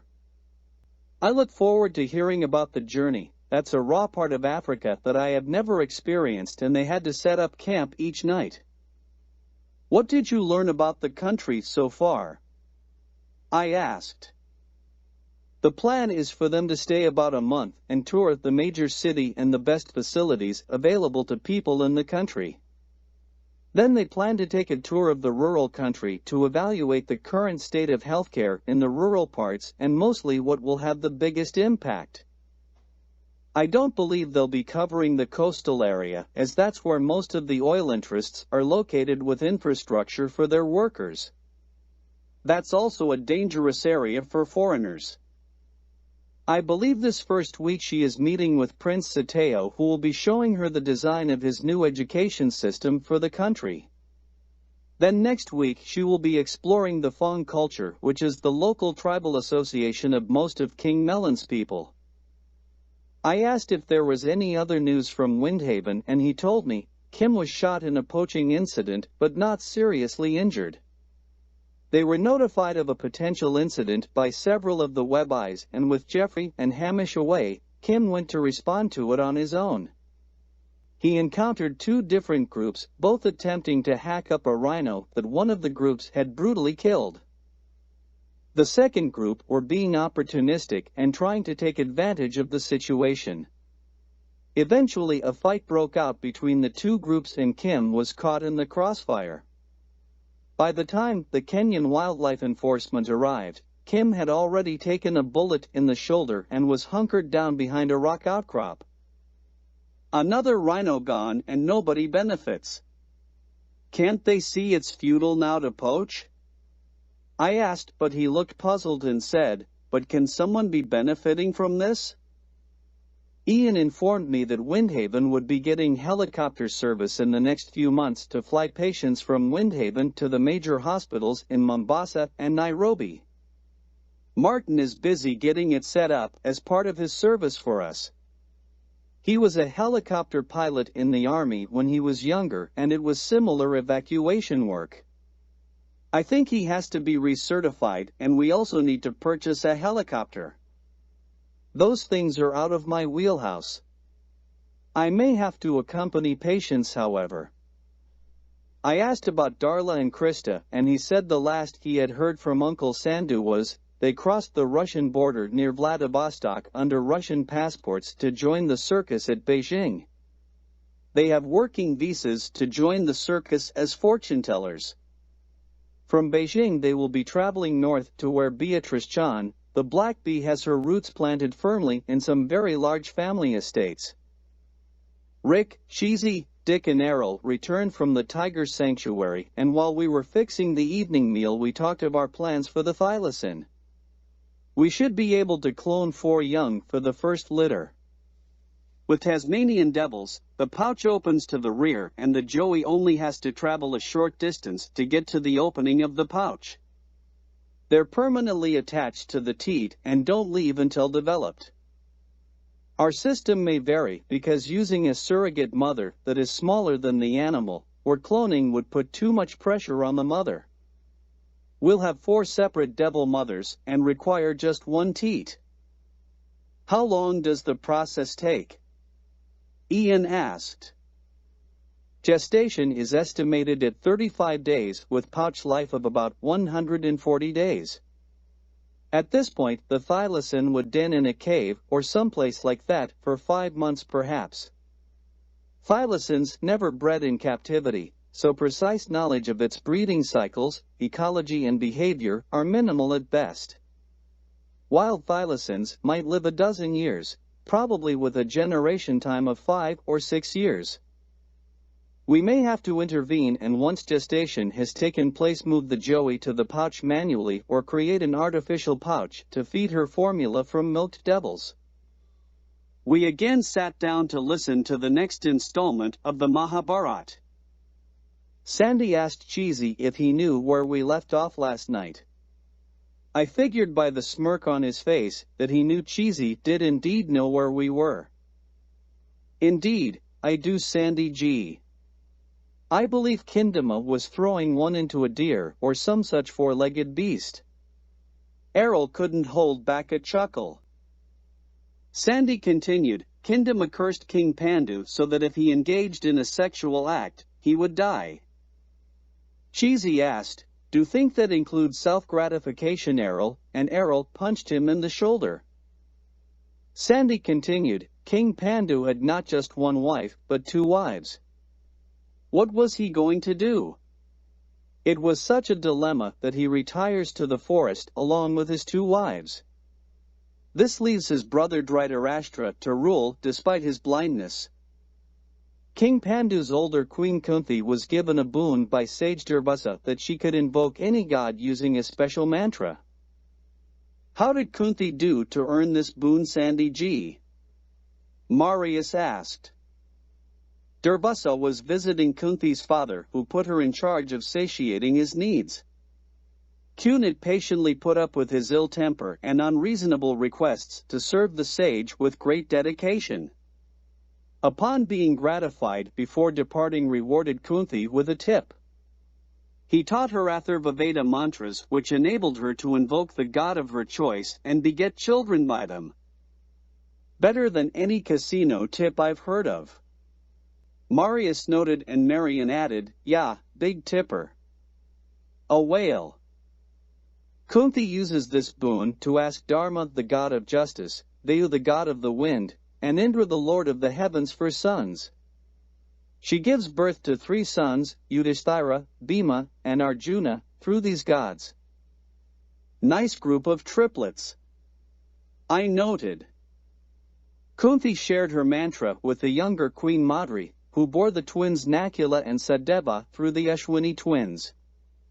The Ashwini Kumara were Hindu twin gods associated with medicine, health, dawn, and sciences. They were divine twin horsemen, traveling about in a fine chariot drawn by beautiful horses that never weary, while being portrayed as guardian deities rescuing and helping people they encounter. A couple of Robin Hood playboys. However, this being a spiritual fathership, Pandu and Madri were required to indulge in a little bit of what the deer was doing, and it kills old Pandu. Madri is so consumed by her own selfishness and being a worse mother than Kunti that she commits suicide out of remorse. Queen Mother Kunti raises the 5 brothers, who are from then on usually referred to as the Pandava brothers. Sandy told us and then took a sip of his drink as he considered his words. Meanwhile, back on the throne, Dhritarashtra may have been blind, but he had 100 sons and 1 daughter, so he could find things when he needed them. His daughter was Dasala, born through Gandhari, and all born after the birth of Yudhishthira. That's important when considering royal lineage. These 100 brothers are the Kaurava brothers, the eldest being Duryodhana, and the second being Dushasana. Other Kaurava brothers of interest were Vikarna and Sukarna. The two sides are shaping up. Marion noted. The rivalry begins. After the deaths of their mother Madri and father Pandu, the Pandavas, and their mother Kunti returned to the palace of Hastinapur. Yudhishthira is made the crown prince by his blind uncle King Dhritarashtra, under considerable pressure from his courtiers. King Dhritarashtra would have preferred his own son Duryodhana to become king. Shakuni, a prince of the kingdom of Gandhara, who later became king after the death of his father, Subala, was also a brother to Gandhari, which made him a maternal uncle of the Kauravas. Duryodhana and Dushasana, 2 of the 100 brothers, plot with him to get rid of the Pandavas. Shakuni was known to be intelligent, crafty, and devious. He despised the Pandavas for so many reasons, including his sister who voluntarily became blind for her husband. He called on the architect Purakana to build a palace out of flammable materials like lac and ghee. Lakshagraha, or the House of Wax as it was called, was constructed. Shakuni arranged for the Pandavas and Queen Mother Kunti to stay there, while he fully intended on setting it alight. The bastard! Errol yelled. Yudhishthira was warned by his wise uncle Vidura in a discussion described in the Adiparva. However wary, the Pandavas did travel to what was supposed to be a festival. Perhaps a matter of face. They reached Varanavat on the 8th day of the month of Phalguna when the star Rohini was in the ascendant. The palace was not ready when they reached the town, and it took 10 more days to complete it, so in the meantime, the Pandavas stayed in a temporary house arranged for them by Purakana. They entered the palace only once it was complete. Unbeknownst to Purakana or Shakuni, Vidura had sent a miner to create a subterranean passage with its one mouth in the center of the palace house and the other mouth close to the river Ganges. The Pandavas lived for a full year in the house while the tunnel was being dug in secrecy. From the first day, Bhima and Purakana were conspiring to kill each other. Purakana was waiting to set the House of Wax on fire once everyone was asleep, but Bhima was a night owl, so Purakana didn't get the chance. Sandy informed us of their strategy. Maybe Bhima was your owl, Errol. Cheesy said, and we laughed. Sandy continued, Vidura sent them a rat inside of a sack of wheat, but the Pandavas didn't understand the message behind it. Eventually they realized, when the rat died from consuming poisoned food prepared under Purakara's supervision, that he was out to kill them. The House of Wax was to be burnt on an Amavasya night. Sandy stated. When is an Amavasya night and why is that significant? Marius asked. Sandy told us, Amavasya is the lunar phase of the new moon. Indian calendars use 30 lunar phases, called Tithi. The dark moon Tithi is when the moon is within 12 degrees of the angular distance between the sun and moon before conjunction, or syzygy as it's known. Syzygy, what a great Scrabble word. Marion said, and Ian added, especially if it goes off the board and onto the table, and everyone laughed. The new moon Tithi is called Pratipada and is 12 angular degrees after syzygy, which is the nearly straight-line configuration of the sun, moon, and earth during a solar or lunar eclipse. Amavasya is often translated as a new moon since there is no standard term for the moon before conjunction in English. These are important days for festivals in India like Diwali, the festival of light, or as times for fasting in the Hindu religion. In fact, these days control many aspects of living. Shani Amavajja denotes the combination of two Panchang elements known as Amavajja Tithi and Shanivar. What are Panchang elements? Marian asked. Hindu Panchangam is an accumulation of lunisolar calendars used widely in Vedic astrology as a static method of timekeeping that differs on the basis of moon or sun cycle, name of months, and beginning of the new year. There are 5 elements of Panchang. They are Var, the day of the week based on a 7-day week starting on Sunday, Tithi or lunar day based on waxing and waning moon phases, then Nakshatra, the lunar mansion, which is divided into 12 constellations or zodiacs according to Vedic astrology. The Karana or half lunar day is based on 4 of them being fixed, while the remaining 7 are movable. Finally, Yoga, the lunisolar day calculated by summing the longitude of the moon and sun, then divided into 27 parts in 13 degrees 20 minutes. These are all things that Hindus follow on a regular basis? Ian asked. No, certainly not everyone, but each aspect of Hinduism has its devoted followers who have followed it for thousands of years. It's not everything to everybody, but rather something for everyone. In terms of a date, when Amavajja falls on a Saturday, the result is Shani Amavajja. The days of Shani Amavajja are dedicated to Lord Shani Dev, the god of justice. Ironic as you will come to realize.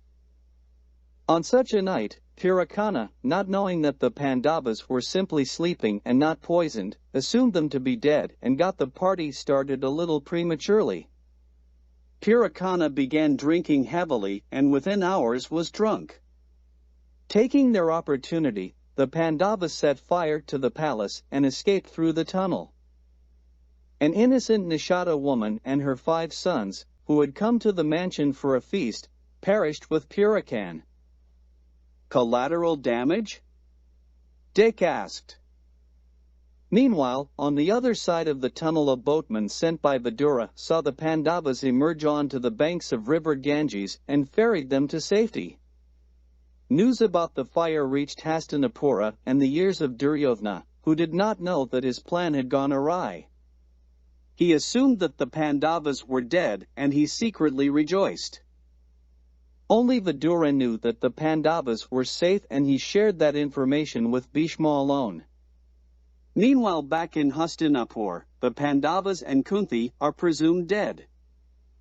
During this time, Bhima marries a Demonis Hidimbai and has a son by the name of Gatotkacha. His name actually means hairless pothead based on his pot-shaped head that is without hair. Obvious. Whilst they were in hiding, the Pandavas learned of a Swayamvara which was taking place for the hand of the Panchala princess Draupadi. Wow, the Draupadi coming out party. That probably brought out the knights and nobles from around the country. Shizi exclaimed. Yes, indeed. The Pandavas even showed, disguised as Brahmins, under the premise of only witnessing the event. Krishna, who had befriended Draupadi, told her to look out for Arjuna and she replied, "I thought he was dead." Sandy tells us. I'm not dead yet. Cheesy piped in his best Monty Python accent. What was the Swayamvara challenge for such a prized flower as Draupadi? I asked. The task was to string a mighty steel bow and shoot a target on the ceiling, which was the eye of a moving artificial fish. This had to be done while looking at its reflection in the oil below. All the princes failed dismally, with many of them being unable to even lift the bow. Karna proceeded to the attempt, but was interrupted by Draupadi, who refused to marry a Suta, which are children born from a Kshatriya father and a Brahmin mother. Not nice, Draupadi. After that, the Swayamvara was opened up to the general public, including the Brahmins, which Arjuna was disguised as one of. Of course, Arjuna won the contest and the prize, which was being allowed married to Draupadi, the flower of India. The Pandavas returned home in their glee to inform their mother Kunti that Arjuna had won a competition. Queen Mother Kunti was busy meditating, so asked them to share whatever Arjuna had won amongst themselves, thinking it to be alms or some such thing. She was too busy to get up off her butt and check it out. Shizi interjected, thus, Draupadi ends up being the wife of all 5 brothers. Yes, and after the wedding, the Pandava brothers were invited back to Hastinapura.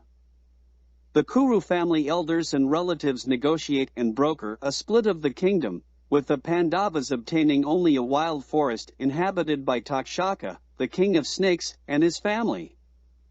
Through hard work, the Pandavas can now build a glorious new capital for the territory at Indraprastha. Sandy decided that would be a good place to pause before the final episode. Tonight was a special night.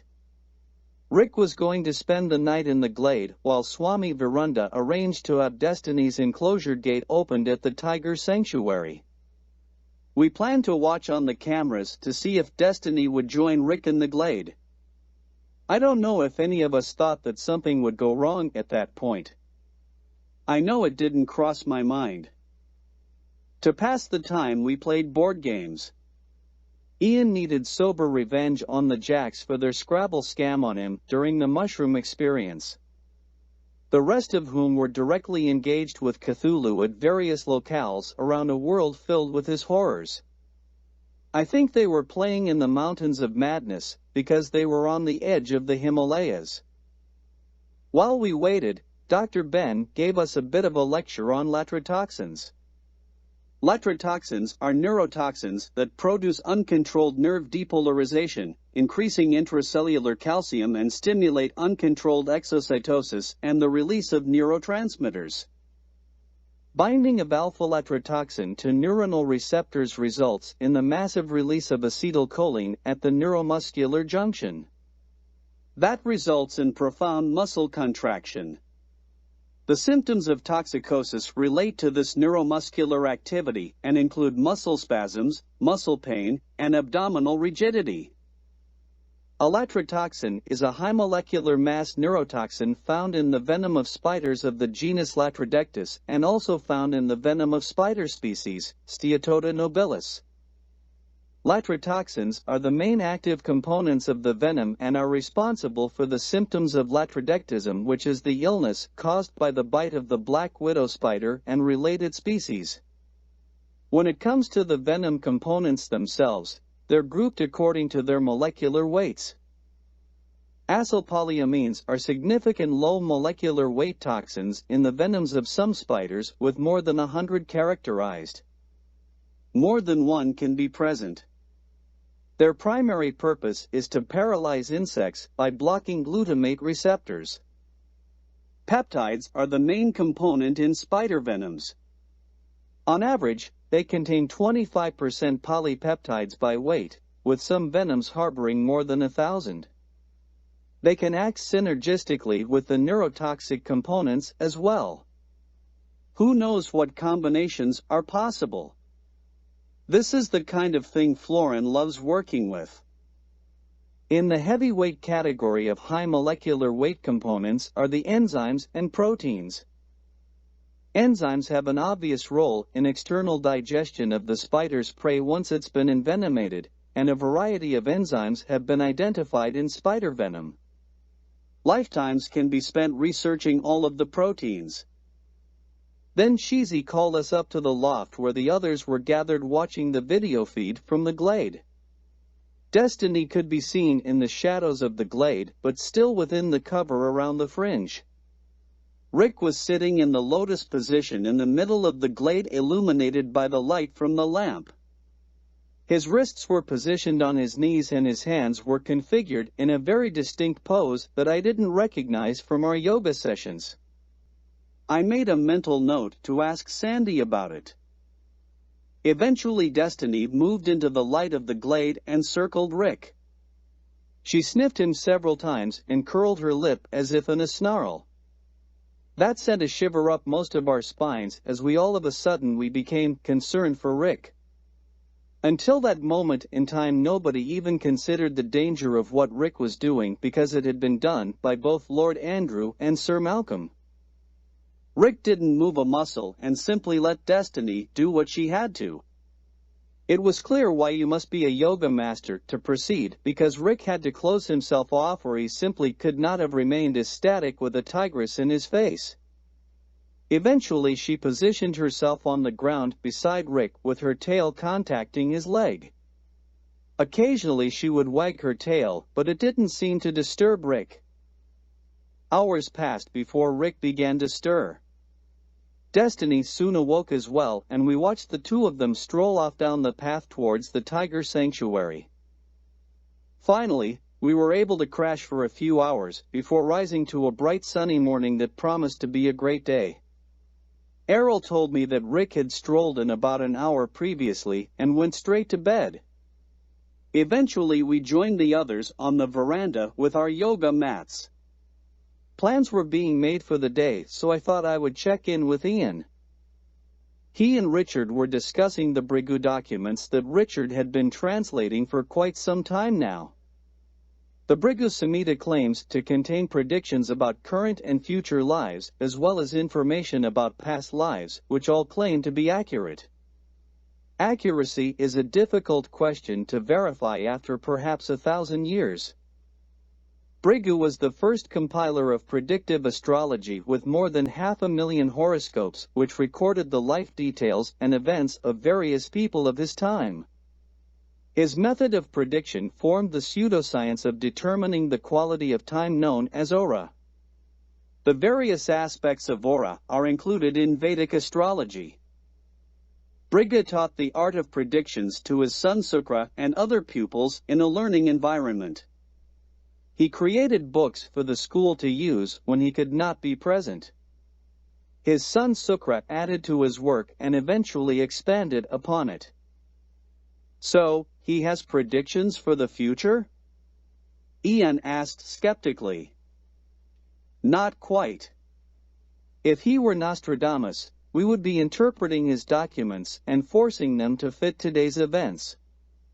Brigu's events took place perhaps 1,000 years ago or even 100,000 years ago based on the Hindu concept of time.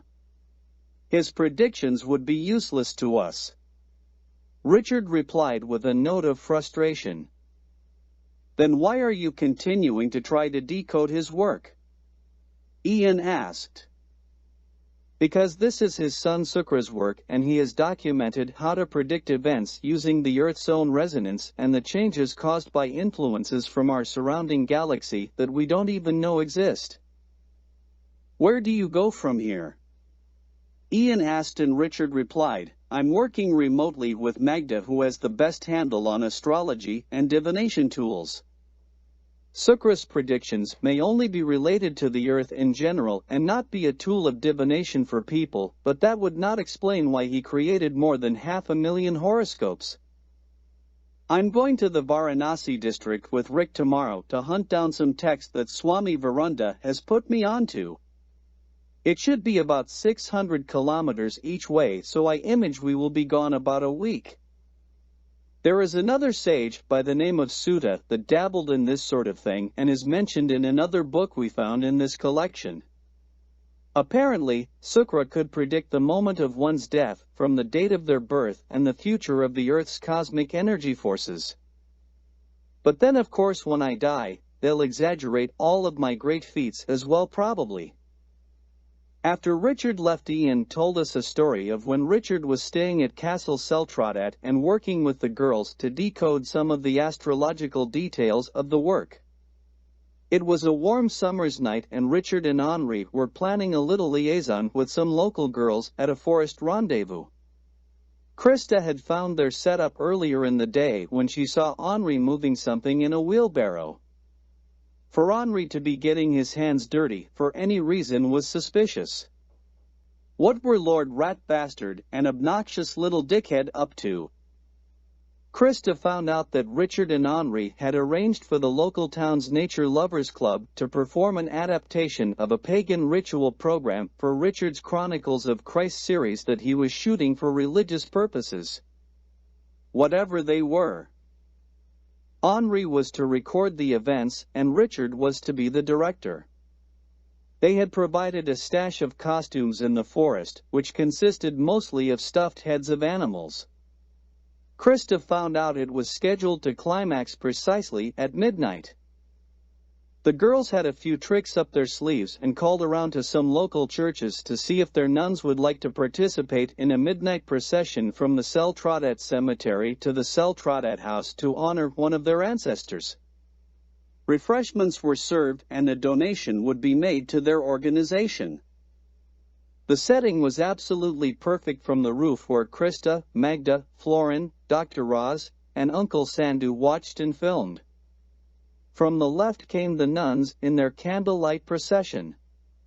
On the right lay the forest, and beyond an open glade where an unseen party was certainly being heard. As the procession of nuns entered the glade on the right, shrieks and screams came from everywhere, and soon naked bodies were scrambling down the driveway and climbing over the walls. Uncle Sandu was slapping his knees and banging his chest, he was laughing so loud. Krista said she heard Uncle Sandu say under his breath, "Rat bastard, ha!" Ian asked Errol, Cheesy and I to stay for a webcast he was planning to watch that Dr. Sue was sending out from Windhaven as part of her University of the Internet commitments. One of her students, Joan van der Plaat, is hosting it on the topic of DNA. We know her, I said, and Cheesy replied, "That's VDP, remember?" Cheesy always had a nickname for people that he liked or very much disliked. I think he liked her in this case. Her straightforward South African approach was not for everyone, but she struck his funny bone at times, he told me. We talked amongst ourselves a little bit about DNA and genotypes before the webcast went live. A complete set of genes must also include alleles, or variant forms of the gene, carried by a host. I said. Errol noted, unless it's the environment creating a phenotype as the result of an interaction between genes and something in the environment. Different environments can lead to different traits in individuals of a population with the same genotype and vice versa. Dr. Ben had joined the party because he received an invite from Sue. Genes have different alleles. For some genes and traits, certain alleles are dominant while others are recessive. Cheesy interjected, I never keep this straight for some reason. An organism with one dominant allele and one recessive allele is a heterozygous genotype. But give it two recessive alleles and it's homozygous recessive. Dr. Ben added, the homozygous dominant, homozygous recessive, and heterozygous genotypes only account for some genes and some traits. Most have two or more alleles which can interact in more complex ways. Errol noted, a phylogenetic tree is derived from DNA or protein sequences from populations. Mitochondrial DNA or Y chromosome sequences are used to study ancient human demographics. These single locus sources of DNA don't recombine and are almost always inherited from a single parent, with only one known exception in mtDNA. The human genome has been sequenced, as well as the chimpanzee genome. Humans have 23 pairs of chromosomes, while chimpanzees, gorillas, and orangutans have 24. Human chromosome 2 is a fusion of two chromosomes 2A and 2B that remain separate in the other primates. Then Ian hushed us as VDP was giving her introduction to the topic for the day. Two nitrogen-containing bases or nucleotides pair together to form the structure of DNA. Your four options for nitrogen bases are A, adenine, C, cytosine, T, thymine, and G, guanine. Along with sugars and fatty substances, a nucleotide consisting of a sugar molecule attached to a phosphate group in a nitrogen-containing base. Prior to understanding the details of transcription and translation, geneticists predicted that DNA could encode amino acids only if a code of at least 3 nucleotides was used. Their logic was that the nucleotide code must be able to specify the placement of 20 amino acids. Since there are only 4 nucleotides, a code of single nucleotides would only represent 4 amino acids, such that A, C, G and U could be translated to encode amino acids. A doublet code could code for 16 amino acids or a 4x4. A triplet code could make a genetic code for 64 different combination or 4x4x4 genetic code and provide plenty of information in the DNA molecule to specify the placement of all 20 amino acids. DNA is read in triplicate groups by rDNA to produce these amino acids. In rDNA U, uracil is substituted for T. When it was found to be a code that was in triplet, the 3-letter codes of nucleotides such as August and AAA grouped together were called codons. Someone decided that the genetic code need only be cracked once because it was universal with minor exceptions. All organisms must use the same codons to specify the placement of each of the 20 amino acids in protein formation. A codon table could then be constructed and any coding region of nucleotides read could determine the amino acid sequence of the protein encoded. However, many of the amino acids can be coded by 4 or 6 possible codons. The amino acid sequence of proteins from all types of organisms is usually determined by sequencing the gene that encodes the protein and then reading the genetic code from the DNA sequence. The mechanics of reading mRNAs to build proteins is an orchestration of several interacting molecules. The mRNAs, tRNAs, ribosomes and amino acids are the key players in this rock opera. And she paused to collect laughs from her on-site cohorts. The mRNA has the codons which signal to the ribosome when to start the protein building process and when to end it. The codons in the middle, known as the reading frame, determines which amino acids will be placed into the protein. The August start codon establishes the beginning of the reading frame on a mRNA. The ribosome must follow this reading frame to build the correct protein. VDP told us. Cheesy whispered in my ear, "How are the appropriate amino acids placed into the protein as it's built?" And I whispered back, "The amino acids need to be transferred to the ribosomes by the tRNAs."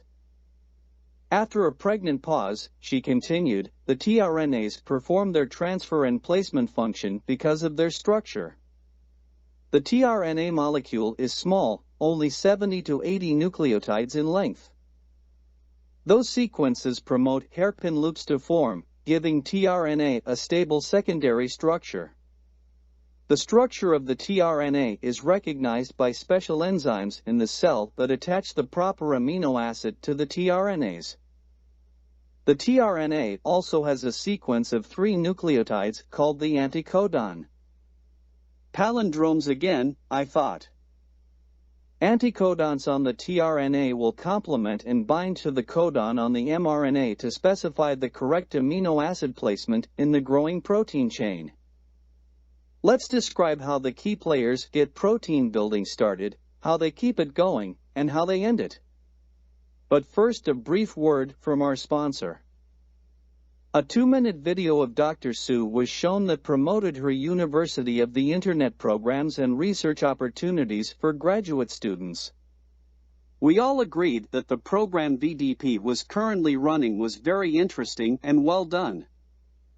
VDP began again. The ribosome workbench uses the August codon as a universal signal to begin translation.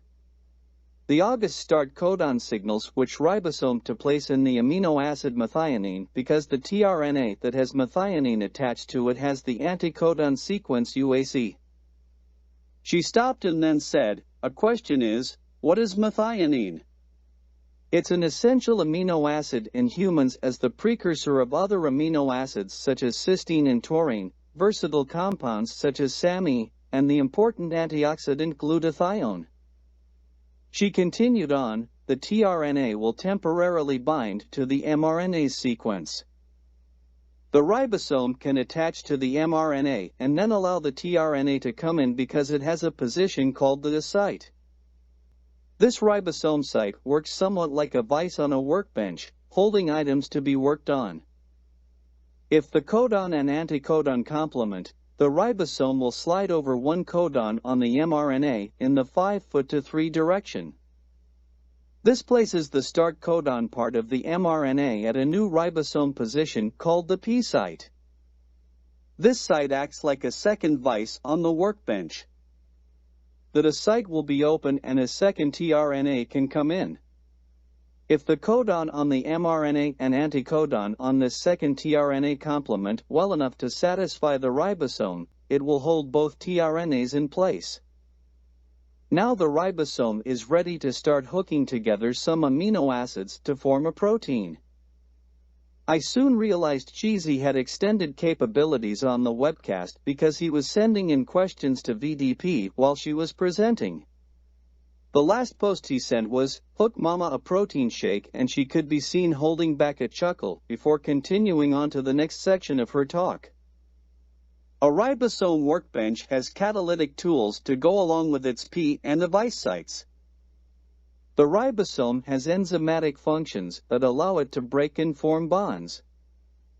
The ribosome will break the bond that binds the amino acid methionine to the tRNA at the P site. Simultaneously, the ribosome forms a peptide bond between the two amino acids that were brought in by the tRNAs. The tRNA at the site will now have two amino acids connected to it. The close proximity of these amino acids at the ribosome sites provides the opportunity for peptide bond formation. Peptide bonds always bind the acid end of one amino acid with the amino end of the next. Peptide bonds are strong covalent bonds which keep the amino acids connected during and after translation. The tRNA at the P site has now accomplished its task by bringing in the first amino acid. This tRNA will then move off the ribosome. The first two amino acids in the protein have now been put together, but the full synthesis of our protein is far from over. With the P site now open, the ribosome will again shift one codon in the 5'3" direction and open up the site. A tRNA can now come into this site if it has the anticodon that is complementary to the next codon on the mRNA. The ribosome will then form the peptide bond between the third and second amino acids and kick off tRNA number 2. The third tRNA now binds a chain of 3 amino acids. The ribosome shifts in preparation for tRNA number 4. The process continues as long as the ribosome encounters the proper tRNAs, bringing in the right amino acid shipments. But don't worry about those discarded tRNAs, because they're recycled. Proteins are hundreds of amino acids long, so the steps must be repeated many times in cells that actively make proteins. The tRNA released from a ribosome is recycled by the cell. It can be charged again by binding another amino acid in the cytoplasm and contribute to the synthesis of another protein. At which point she concluded her talk and then opened up the board for questions of her or Dr. Sue or Jane Todd, the other intern working with them on this part of the project. A listener asked if there was a difference in the DNA of plants and humans. Jane Todd decided to take this question, and as I remembered, fungi were a hobby of hers. In the center of every plant cell, from algae to orchids, and in the center of every animal cell, from jellyfish to you and me, there's a copy of the organism's genetic material which carries a complete blueprint. That's what transfers characteristics from one generation to the next. There are obvious differences between plants and animals, but at the chemical level the cells of all plants and all animals contain DNA in the same shape, you know it as the double helix. DNA molecules are made from the same 4 chemical nucleotides. What is different is how these 4 nucleotides in DNA are arranged. Their sequence determines which proteins are made. The way the nucleotides are arranged, and the information they encode, decides whether the organism will produce scales or leaves and have legs or a stalk. Research shows that plants and animals produce some proteins in common. One prominent example is known as cytochrome C. The DNA copying process is imperfect, over time making cytochrome C slightly different in different creatures. The gene regions that specify the amino acid sequence in human cytochrome C are more similar to those in another mammal like a rabbit, and less similar to a more evolutionarily distant creature, like a sunflower. The schematic of classifying animals and plants in kingdoms is facing competition. More recently, an alternative system has arisen, based on evolutionary and molecular information. Cytochrome C is perhaps the canonical or paradigmatic molecule in this approach. Every species has a characteristic number of chromosomes. Animals have more chromosomes, plants have fewer. I hope that answers your question. Jane finished. They answered a few quicker questions and then signed off. We left appropriate feedback on the site. Uncle Sandhu called later that same day to give Ian an update on Darla and Krista. Apparently, they were traveling into more rural areas and communication was becoming more difficult. I'm sure he and Ian talked a great deal more, but we were not privy to that information. Afterwards, Ian called us in and Uncle Sandhu gave us an update on the Sultan Sea construction. I've got my best crew finishing up King Milan's estate. That should be completed by the end of the month, and then he's coming over to inspect it and put his own staff in. It won't be too soon for me. I'm using that same crew to begin work on the new casino, or entertainment facility I think they call it, now that the plans have been finalized by all the levels of government here. How do people do it without guys like Carl and Dick's father and grandfather? What's the design of the new casino going to be? I asked. It's going to be based on the Pyramid of the Sun design, which is the largest Aztec building in Teotihuacan, Mexico, and one of the largest in all of Mesoamerica. It's believed to have been constructed about 2,000 years ago and is located on the Avenue of the Dead.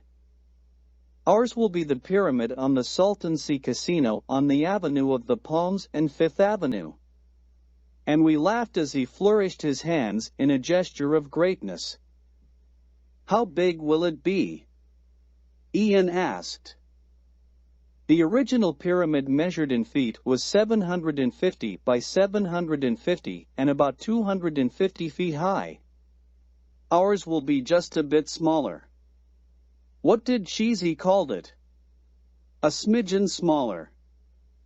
Our plan calls for 600 by 600 and 200 feet high with an angle of about 32 degrees.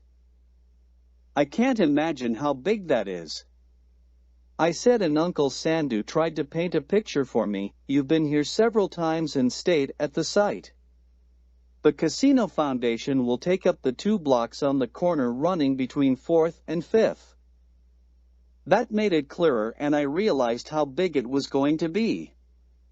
What a sight that will be, I thought, and in this environment I could almost imagine myself as an Aztec ruler standing on the top of it. This area would suit them just fine, I would think, so if they were to migrate up here during times of stress it might make sense.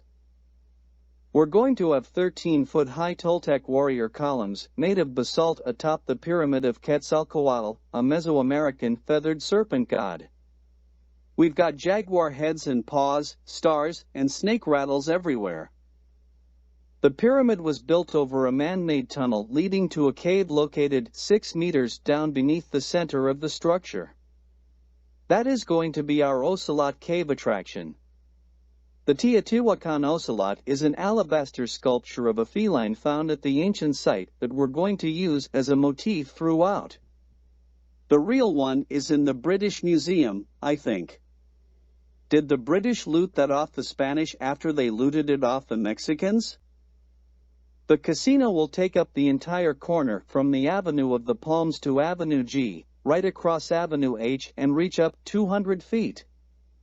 This is going to be a massive complex, but a lot of it will be terraces open to the sun with views of the sea. Uncle Sandu told us. That sounds amazing. I can't wait to see it when it's open. Ian agreed.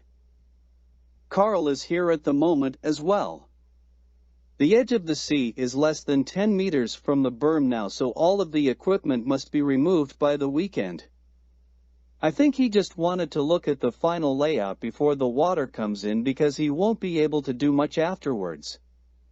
Carl doesn't seem to be the scuba diving type. Once the sea level rises over 3 meters, Sandy's team will be able to begin planting a variety of the corals based on their salinity measurements. Stephanie has some going in almost immediately. I asked Uncle Sandu, how is the new casino gambling software catching on with your clients? Lorenzo has the new Celtrot at Casino ADW up and running now. I think you know that already though. In the first month, they signed up over 1 million clients worldwide. The Jacks are looking to have at least 10 million by the time the new casino opens in the Salton Sea. I'm betting that's conservative. We're running it at the casino in France, and Cheesy's father, Count Laszlo, has switched most of his clients to it as well. Numbers boggle the mind, but Carl is talking about billions being on deposit. The banking is all done through Transnistria. I wonder if the pensioners are getting a raise. We all have our accounts set up, and I even got Uncle Artis and Uncle Arthur connected. Uncle Artis says bring on the GGs. I relayed to him. After dinner we sat around the observation deck and waited for Sandy's episode of the Mahabharata. Rick and Errol sat with an eye on the cameras so they could watch the glade while they listened. Dr. Ben and I began a brief conversation about measuring human vital energy while we waited for things to begin. Electrophysical exchanges underlie most cellular activity. To measurement voltage changes or electric current or manipulations on a wide variety of scales from single ion channel proteins to whole organs like your heart is available. Different parts of the body can be measured by different types of electrical modality. Why not vital force? Dr. Ben proposed, the electrical rhythm of the ovulation cycle in the human female can be recorded between a finger from each hand. Perhaps that's a connection to the GCS1 energy that allows gamete fusion in organisms. It disappears whether it's used or not. So why and when is it there? But GCS1-mediated gamete fusion is ancient history, isn't it? Take us on to war, Sandy G. Marion requested. Sandy reminded us that the Pandavas were building their glorious new capital of Indraprastha when Arjuna elopes with and marries Krishna's sister, Subhadra. But isn't Arjuna married to Draupadi? Errol asked. Arjuna was in the midst of a self-imposed pilgrimage for breaking terms of the agreement he had with his brothers regarding private time with their common wife Draupadi. As Errol would say, he was on a walkabout in the city of Dwarka when he met Krishna and attended a festival with him. At the festival, Arjuna hooked up with Subhadra, Krishna's sister. Krishna advised Arjuna to abduct Subhadra since he might not win at her coming-out party. She's the one in the blue tie-dyed sari. Cheesy advised. Arjuna sent a letter to Yudhishthira to ask for permission, then drove his chariot into the hills and took up the smiling Subhadra in his arms and whisked away with her. Krishna say he can fix things, so he arranges it that Arjuna could marry Subhadra with Vedic rituals. Krishna was a good wingman. Errol noted. Yes, he was. I added. If you remember from previous adventures, Yudhishthira wished to establish his position as king, so he decides to seek out some sweet Krishna advice. Krishna advises him he needs to up his popularity, so he should have a Rajasuya Yagna ceremony which would recognize him as preeminent among kings. That's the one that you do after 100 horse yagnas and invite the kings you defeated over so that you can gloat over them, isn't it? Cheesy queried.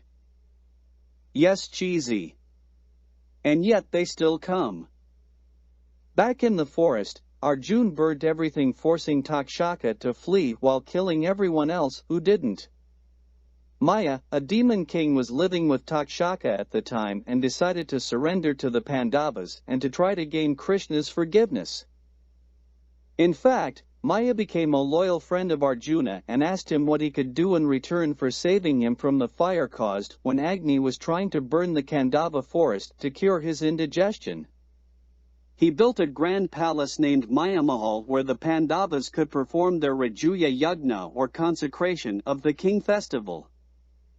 Maya also offered him gifts like the Gandiva bow and some sweet swords while giving a mace named Vrigadharam to Arjuna's brother Bhima.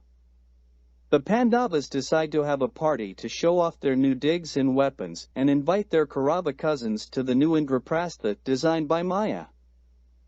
Nice, when it's party time you have to figure some sort of skullduggery is in the works. Marius speculated.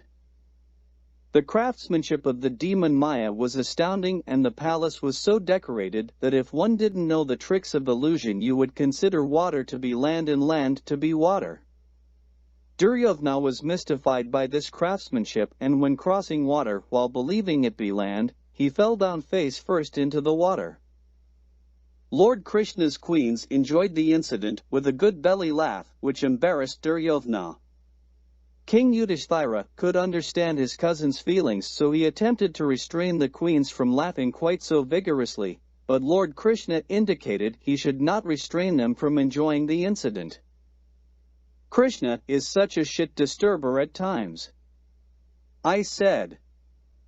Krishna desired that Duryodhana might be fooled in that way, and that all of them may enjoy his foolish behavior.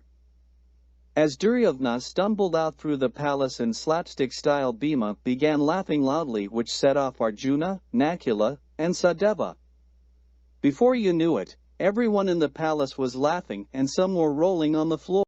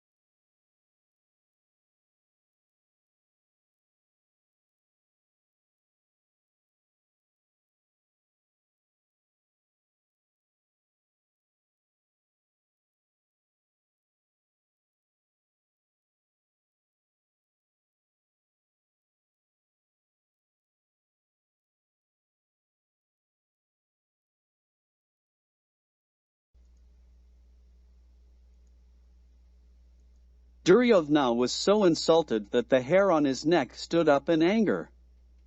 He attempted again to leave the palace, with his head bowed in silent protest this time. Again, he lifted up his clothes to pass over what he thought was water, but it was only land, and everyone laughed. Becoming more indignant at each attempt, he tried to leave through a crystal door that he thought was open. He bumped into the crystal door and bounced off with his brain reeling as he danced dizzily around the doorway. Then he stumbled to another door thinking it was a crystal door and attempted to open it with his outstretched hands. The door was actually open and he fell down on his face again in his attempt. He rose and coming upon another door that was really open, Duryodhana thought it was closed and went away from it. Finally, he found his way out and he stormed off with his entourage in tow, picking up the pieces behind him. He was quite a sight walking away with his shoes in his hand and holding up his robes. Duryodhana was enraged by the insult and seething with jealousy at seeing the wealth of the Pandavas. Uncle Shakuni has a suggestion. That Slimoid would. Marius noted. He decides to host a dice game with a very special set of dice. When Shakuni's family was imprisoned by Duryodhana, his father assessed the intelligence of his sons to select the most brilliant one. They were asked to insert a thread through a bone, and the successful one could eat the fistful of rice provided for them all by Duryodhana. One person could survive to take revenge for the entire clan. All the sons attempted and failed except Shakuni, who tied a speck of rice to one end of a thread and fed it to an ant who took the thread through the hole of the bone. Shakuni was asked to eat the flesh of his own father, which he did, and he created a set of dice from his bones. When Shakuni was the only one left, he was allowed out of prison on Gandhari's insistence. Shakuni had the power to control the number that would turn up when the dice were rolled. Sandy enlightened us. I've had that dream. Cheesy said. The dice game begins and Yudhishthira loses massive amounts of gold coins until all his wealth is gone. Shakuni once more and wins his gold necklaces and jewels. He taunts Yudhishthira into continuing until he loses his entire kingdom.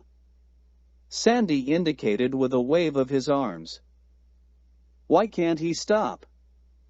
Errol asked. A chuckle went up from several of the audience, and when Sandy put up his hand, they said in unison, he still had more to lose, and we all laughed. He still had more to lose. Yudhishthira then gambles his brothers one by one into servitude. Then he eventually gambles away himself into servitude. What does he have left to continue? I asked. Draupadi, his wife, is put up for his stake and he rolls the bones. Not today, Yudhishthira. Sandy announced as he pretended to roll dice on the ground. Oh my, I'm glad Krista isn't here for your sake, Sandy. Errol noted. Yes, the jubilant Kauravas insult the Pandavas in their helpless state and even tried to disrobe Draupadi in front of the entire court. But Krishna finally shows some shred of decency by making Draupadi's dress endless so that it couldn't be removed. Dhritarashtra, Bhishma, and the other elders are aghast at the situation, but Duryodhana is adamant that there is no place for two crown princes in Hastinapura. Against his best wishes, the blind king Dhritarashtra orders another dice game. Of course, the Pandavas lose again and are required to go into exile for 12 years, and in the 13th year, they must remain hidden. If they are discovered by the Kauravas in the 13th year of their exile, then they would be forced into exile for another 12 years. The Pandavas spent 13 years in exile and had many adventures and acquired divine weapons given to them by the gods. They prepared alliances for a possible future conflict they felt coming. In the 13th year, as recorded in the Virata Parva, Yudhishthira presents himself to King Virata, a famous cow baron, as a courtier by the name of Kanka. Bhima was introduced as a cook and a wrestler by the name of Vallabha, while Arjuna dressed up in a sari as a eunuch by the name of Brihamala. Nakula was a keeper of horses known by the name of Granthika, while Sudeva was a keeper of cows by the name of Tantapala, and Draupadi used the name Malini and went as Sarandri or a servant to Queen Shadeshna. The Kauravas are told by sages to look for the Pandavas in places where prosperity and cheer have recently increased. Oh, that's nice, isn't it? Look for people you hate where things are going well. What does that say about you, mate? Errol asked. Kripa suggests Dhritarashtra should prepare for war to kill the Pandavas, who are likely weak and without soldiers at the end of their exile. A small battle between the king and the Kauravas is entered in secret by the Pandavas. Arjuna eventually saves the king's son and wins the battle for him, making everyone heroes. Exposed now, the Pandavas try to negotiate a return to Indraprastha with Krishna as their emissary, but negotiations fail because Duryodhana objected. He claimed that they were discovered in the 13th year of their exile and the return of their kingdom was not agreed upon. Those are fighting words. Dick commanded. Indeed, the Pandavas line up to fight the Kauravas, claiming their rights over Indraprastha. The two sides summon vast armies to their aid and line up at Kurukshetra for a massive war. There were more armies at Kurukshetra than at the battle for Minas Tirith in Lord of the Rings. Sandy said and consulted the sheet he carried for such intricate details. The kingdoms of Panchala, Dvarka, Kasi, Kakaya, Magadha, Matsya, Chedi, Pundyas, Talinga, and the Yadus of Mathura and some other clans such as the Paramakam were allied with the Pandavas. The allies of the Kauravas included the kings of Pragyotishha, Anga, Kekaya, Sindhudesa, Likesindhus, Sauviras and Sivis, Mahismatti, Avantiin Madhyadesa, Matra, Gandhara, Pahlikapeople, Kamboyas and many others. Before war was declared, Rama expressed his unhappiness with the developing conflict, so he left on a pilgrimage and doesn't take part in the battle itself. Krishna, as well, had a non-combatant role, as the charioteer Sarati for Arjuna. Wimpy bastard. I didn't like that Krishna from the start. Marion stated. He had his faults. I said. Before the battle, Arjuna realizes the opposing army includes his cousins, relatives, grandfather Bhishma, and his teacher Drona. This gave him grave doubts about the fight, so he falls into despair and refuses to fight. Krishna reminds him of his duty as a Kshatriya to fight for a righteous cause. This speech is a cornerstone of the famous Bhagavad Gita section of this epic box set. Though initially sticking to chivalrous notions of warfare, both sides soon adopt dishonorable tactics. Blind King Dhritarashtra required his advisor and chariot driver Sanjaya to narrate each incident of the war as and when it happened. The king had questions, doubts, and laments about the destruction caused by the war to his sons, friends, and kinsmen and feels his own guilt. These types of speeches are well-documented advice, and those where explanations of why things must be done can be used to shift the equilibrium of your personal dharma pendulums. The Great War began after the blowing of Panchjanya, Lord Krishna's conch. Conches were heard around the battlefield as day one of the war began. The Pandavas suffered heavy losses, with Bhishma leading all of the Kaurava armies, rushing with their raised flags against the Pandavas. Bhima led the Pandava army, which stood against them with cheering hearts. Dushasana fought Nakula, attempting to strike him with many an arrow, but Nakula cut down those arrows, the standard, and even the bow of his enemy. Bhima and the young warriors couldn't match the prowess of Bhishma, however, and were defeated. On that first day Uttara, King Bharata's son, was killed. Krishna consoled the distraught Yudhishthira, having lost his son in the battle, saying that eventually, victory would be his. Is that Krishna-style motivation? The Pandavas suffered heavy losses and were dejected at the end of the first day. Day 2 saw great losses by the Kaurava army in a reversal of fortunes. Arjuna realized that something had to be done quickly to reverse the Pandavas' loss and decided to try killing Bhishma. Arjuna and Bhishma fought a fierce battle that raged for hours. Drona defeated Drishtadyumna and had to be rescued by Bhima's intervention. Day 3 saw Bhishma arranging the Kaurava forces in the formation of an eagle with himself leading from the front, with Duryodhana's forces protecting the rear. The Pandavas countered this by using the crescent shape of a half-moon with the right horn commanded by Bhima. Yudhishthira was holding the center and Arjuna managing the left horn. In the afternoon, they brought out the celestial weapons. Bhishma invoked his celestial astras and mowed down the Pandava army on all sides. "What's an astra, Sandy?" Errol inquired. "It's a supernatural weapon invoked by mantras to summon the energy of a specific deity. It's imbued with spiritual and occult powers which can channel energy into any object to use as a weapon." Krishna urged Arjuna, saying, "The hour has come when you must hold to your promise to slaughter the Kaurava army and fight Bhishma. Behold, your army is being destroyed by him alone." He drove the chariot to where Bhishma's chariot stood. Arjuna took Gandiva, his bow, and sent forth arrows that cut his grandsire's bow in two.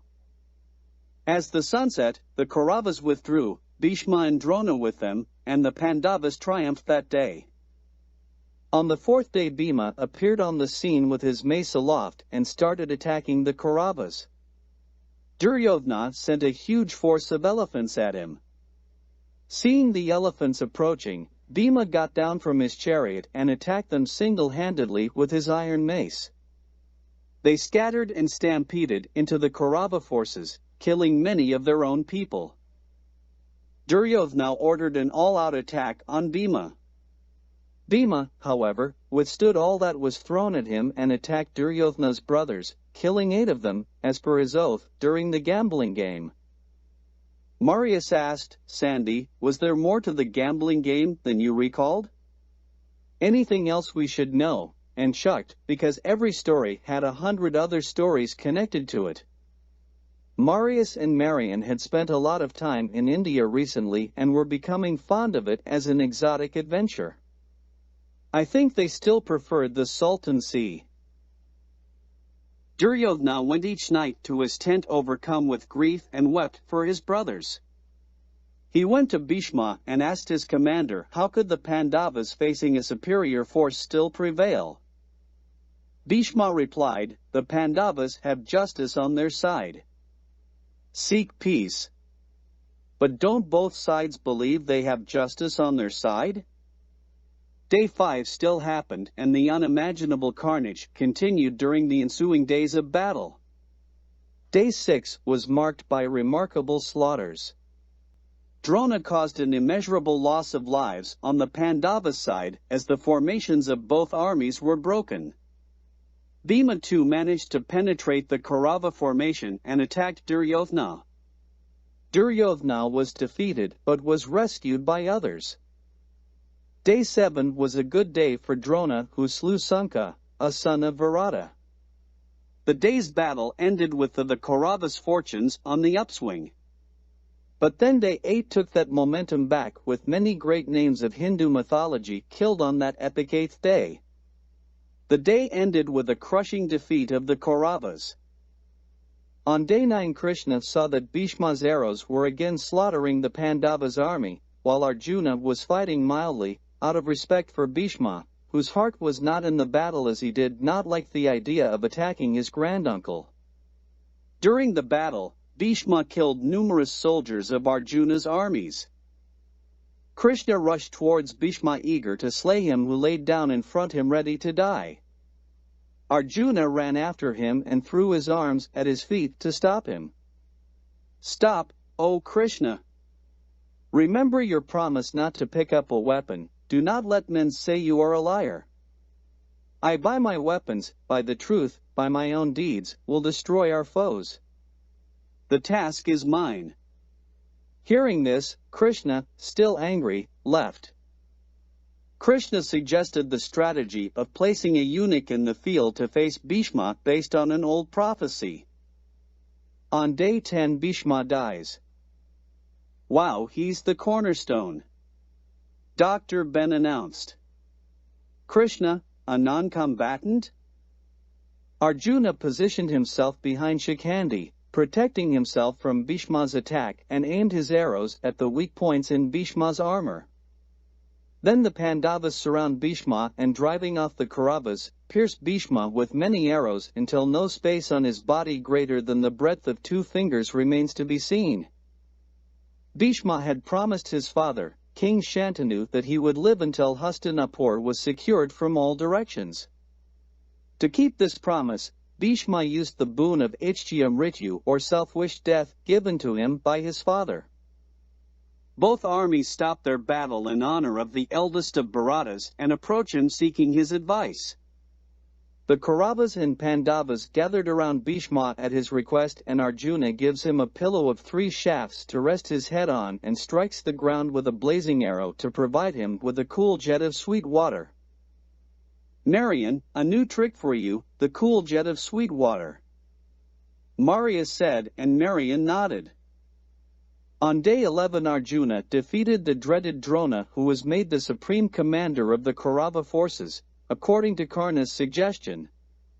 It was basically to prevent Drona from killing or capturing Yudhishthira in battle. Day 12 saw the battle of Arjuna and Bhagadatta. Drona had Duryodhana order the Samsaptakas to keep Arjuna busy in a remote part of the battlefield, an order which they readily obeyed. Arjuna managed to defeat them before the afternoon, and then faced Bhagadatta, the ruler of Pragyatisha.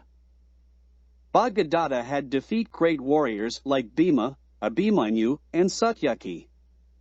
Now, on his gigantic elephant named Supratika, he faced Arjuna. They fought a fierce duel, and finally, Arjuna succeeded in defeating and killing his antagonist. King Melon would love that story, Sandy. Marion noted. Day 13 Drona's target remained the capture of Yudhishthira. On the battlefield, the remaining 4 Pandavas and their allies found it impossible to break Drona's chakra formation, so Yudhishthira instructed Abhimanyu, the son of Arjuna and Subhadra, to break the chakra/Padma formation. From birth, Abhimanyu only knew how to enter the chakra vyuha formation, but didn't know how to come out of it. He managed to defeat great warriors like Drona, Karna, Ashvathama, Kritavarma, and others. That night, Arjuna heard of the dastardly murder of his son and vowed to kill Jayadratha before the battle ended at sunset, otherwise he would throw himself into the fire. Day 14 finds the Kauravas rallying around King Jayadratha to keep Arjuna at bay after realizing that Arjuna must kill himself if they protect Jayadratha till sundown. Drona challenges Arjuna to distract him, and they fight relentlessly, without managing to kill one another. Karna, Drona, Ashwatthama, and Duryodhana all surround Arjuna to keep him from King Jayadratha. The fearful fight raged until the sun approached the western hills. Krishna, anxious that Arjuna's vow should be kept, drives the chariot forward by leaving Drona behind. Krishna said to Arjuna, "You cannot kill Jayadratha till you have slain these warriors. I shall eclipse the sun in darkness so that they will think it has set and be less careful." Through his divine power, he eclipsed the sun, creating darkness and deceiving the Kauravas, who were thinking Arjuna must now take his own life. In another story, Lord Krishna raised his Sudarshan chakra to cover the sun, faking a sunset. Creative means to the same end. Krishna had lots of tricks up his sleeve. That rascal. I said. Arjuna fixes an astra and, taking aim at Jayadratha, lets it fly. Jayadratha's head is severed just as the eclipse ends and the sun begins to shine again. Seeing that they were deceived, the Kauravas weep in sorrow and anger. During this time, Gathakacha, the Rakshasa son of Bhima, wreaks havoc among the Kaurava, until he is felled by the Vasvi Shakti, a weapon given to Karna by Indra. Karna was planning to use the Vasvi Shakti against Arjuna. However, Duryodhana was desperate to end Gathakacha's carnage, so pleaded with Karna to use it. He had enough of hairless pothead, I guess. Shizi noted. Now Karna loses the weapon. It can only be used once and then must be returned to Indra. Hopefully there is a deposit refund on return, or Uncle Arthur would never return it. Errol told us. Day 15, the battle continued through moonrise and sunrise when Drona began to slaughter the Pandava army. Arjuna and Drona met in a fierce battle, but no side could prevail. Drona then fought both Virata and Drupada, killing them both. Seeing that no one could slay such a fierce warrior, Krishna advises that they use deceit to kill him. For a guy who is supposed to be a non-combatant, he sure gets involved. Dick commented. Yudhishthira reluctantly agrees and Bhima is ordered to kill an elephant named Ashwatthama, but loudly proclaimed that Ashvatthama, Drona's son, was dead. Drona's legs turn to water and he cannot believe that a mighty warrior the like of Ashwatthama could be killed by Bhima. He turns to Yudhishthira for verification, is this true, to which Yudhishthira, the ever-truthful, replies in the affirmative. It must be true. Drona is so distraught by the loss of his son that he drops his weapons and goes into meditation to leave his body. Drishtadyumna killed him to avenge his father's death and satisfy his vow. When Ashwatthama heard about the deceit, he was enraged and fired the Narayanastra weapon against the Pandava army. Krishna told everyone to lay down their weapons and lie on the ground, since this is the only way the weapon could be rendered harmless. Kunti requests Karna join the side of the Pandavas, telling him that he is her eldest son. But Karna says he will spare all the Pandavas, except Arjuna. On the 16th day, Karna was made the supreme commander of the Kaurava army. Shalaya was made charioteer of Karna, and only Shalaya could match Krishna as a charioteer. Arjuna successfully resisted Karna's weapons with his own and also inflicted casualties on the Kaurava army.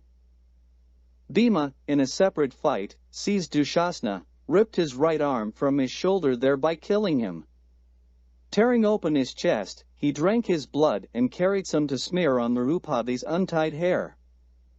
This fulfilling his vow made when Nrupadi was humiliated. We must introduce this guy to Krista. Shizi said. Spot on. Errol added. On the 17th day, Karna defeated the Pandava brothers Nakula, Sadeva, and Yudhishthira in battle, but spared all of their lives. He wants Arjuna, Shizi announced. And everyone cheered for Arjuna. I guess we all figured he was the righteous one. Arjuna goes to Yudhishthira's tent to check on him, but he insults Arjuna because he thinks he has run from date with Karna. Can you imagine such a thing? Shame on you, Yudhishthira. Marius proclaimed. This dude has now told a white lie and second-guessed Arjuna. What is that world coming to? In shame and anger, Arjuna draws his sword against Yudhishthira and has to be pacified by Krishna. They do eventually kiss and make up, so Arjuna goes off to kick Karna's ass. Karna and Arjuna battle each other in a ferocious fight, until Parshurama's curse comes true and Karna's chariot will sinks to the ground. Karna cries out for a timeout and Krishna says, what about Karna's ruthlessness unto Abhimanyu while he was similarly left without chariot and weapons? Ha! That was enough, and Arjuna shot his arrow which decapitated Karna. It's a little-known fact that before the battle, Karna's sacred armor that he liked to call Kabacha and a matching pair of darling earrings known as Kundala were taken as alms by Lord Indra, which resulted in his death by Arjuna's arrows. Indra and Krishna. Shit disturbers. Cheesy noted. On the final day, Shalaya is made the commander of the Kauravas but is killed by Yudhishthira. Shakuni is killed by Sadeva, and none of the Kaurava army except Ashwatthama, Duryodhana Kripakarya, and Kritavarma survived the war. Realizing his defeat, Duryodhana fled and headed towards a lake to cool down his body, which had become hot with anger. Krishna took the Pandavas to the lake and Bhima compels Duryodhana to get out of it. That Krishna is such a shit disturber. I noted again. They fight a mace battle, but Duryodhana is invincible because of his mother Gandhari's boon that his body be impenetrable. Bhima flouted the rules, however, on the advice of Krishna, and struck Duryodhana beneath the waist in such a way as to mortally wound him. Duryodhana was left to die by the Pandavas. Ashwatthama, Kripakarya, and Kritavarma met Duryodhana on his deathbed and promised to avenge the actions of Bhima, so they attacked the Pandavas' camp later that night. Amongst the dead were Drishtadyumna, Shikandi, Adamajas, and the children of Virupati who were killed thinking them to be the Pandavas' brothers. In the end only the 5 Pandavas, Krishna, Satyaki, Ashwatthama, and a few others survived the Kurukshetra war. Yudhishthira was crowned king of Hastinapur and reigned for 36 years. At that point, he renounced the throne, passing the title on to Arjuna's grandson, King Parikshit, after Krishna's demise. After seeing the carnage, Gandhari, the queen who had taken the vow of blindness for her husband, now having lost all of her sons, curses Krishna to be a witness to a similar annihilation of his own family. She believed him capable of stopping the war. Krishna accepts the curse, which bears fruit more than 30 years later. The concept of family should be highlighted there. Maybe I will have a definition. That's quite a story, Sandy. Errol noted. Sandy continued, "Hang on a minute, mate, we're not done yet." The Pandavas decide to renounce everything and clad only in animal skins and rags they retire to a mountaintop in the Himalayas. This represents the climb towards heaven in their bodily self. A stray dog travels with them. Their ascent of the Himalayas on their way to heaven leads to Mount Sumeru. One by one the brothers and Marupati fell along the journey. As each stumbled, in his infinite wisdom, Yudhishthira gives the rest of the group the reason for their failure. Drupadi, although a dutiful wife to all her husbands, was partial to Arjuna, and this was her sin. When Nakula fell, it was because he was vain in his looks, and Sadeva was arrogant in his knowledge, because he was the most intelligent. A real smarty pants cheesy. See, brains can kill. Errol noted. Bhima was proud of his strength, which Yudhishthira said was his weakness, and in Arjuna his pride in his archery skills was his downfall. Only the virtuous Yudhishthira, who had tried everything to prevent the carnage, and the dog remained upon meeting the chariot to heaven atop Mount Sumeru. At first Lord Indra would not take the mangy beast on his nice clean chariot to heaven, but Yudhishthira would not leave without the dog. He claims the dog had done everything that he had done and should be afforded the same opportunity. After a bunch of fives up the hooter, he agreed. Cheesy said in his best Cockney accent. Obviously, the message was somewhat deeper than that. The dog revealed himself to be the god Yama and took Yudhishthira to the underworld where he could see his siblings and his wife. After explaining the nature of the test, Yama takes Yudhishthira back to heaven and explains that it was necessary to expose him to the underworld because any ruler worth his salt must visit the underworld at least once in their lifetime. Yama assures him that his siblings and his wife will join him in heaven after they've had a dose of the underworld equal to their vices while in their earthly selves. Arjuna's grandson Parikshit ruled after them but died after being bitten by a snake. His furious son, Janamejaya, decides to perform a snake sacrifice known as Sarpasatra to destroy the snake.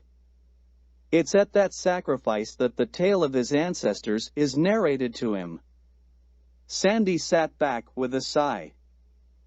That was a grand story, Sandy, thank you, Marion said as he patted him on the back. We checked in with the Glade Watchers and then eventually made our way to Dreamland once again.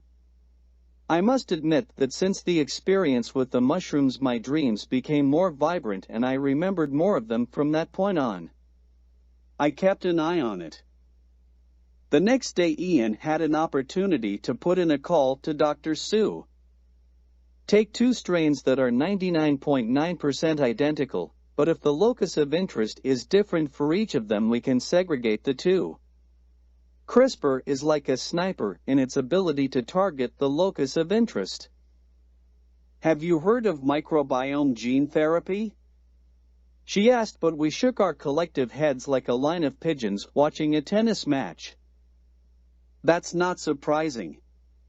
It involves putting non-lethal payloads into phages to functionalize the microbiome. Some of our Soviet friends have been working on this one. The goal here is to harness the bacteria resident in the body to express proteins that may serve as biotherapeutics, degrading toxins, or otherwise promote health. Setting them off. Back to the cascade complex, it targets DNA and serves as a scaffold to add nuclease enzymes that cut DNA, or transcriptional modulators that control gene expression. The addition of Cas3 to cascade could potentially serve as a means for the elimination of unwanted DNA such as viral infections, cancerous gene sequences, and chromosomal abnormalities. What can go wrong with CRISPR, or is there anything that you know of? I asked. It's difficult to deliver the CRISPR/Cas material to mature cells in large numbers for clinical applications. Viral vectors are the most common delivery method. It's neither 100% efficient nor 100% accurate at times with off-target edits. While rare, they can have severe consequences. Collateral cleavage and transcleavage occur as well. There are usually fewer than 50 units of the repeat spacer sequence in a CRISPR array. Collectively, the 93 Cas genes are grouped into 35 families based on sequence similarity of the encoded proteins. I knew it wouldn't take much of a question to get her off on a tangent. CRISPR-Cas prevents bacteriophage infection, conjugation, and natural transformation by degrading foreign nucleic acids that enter the cell.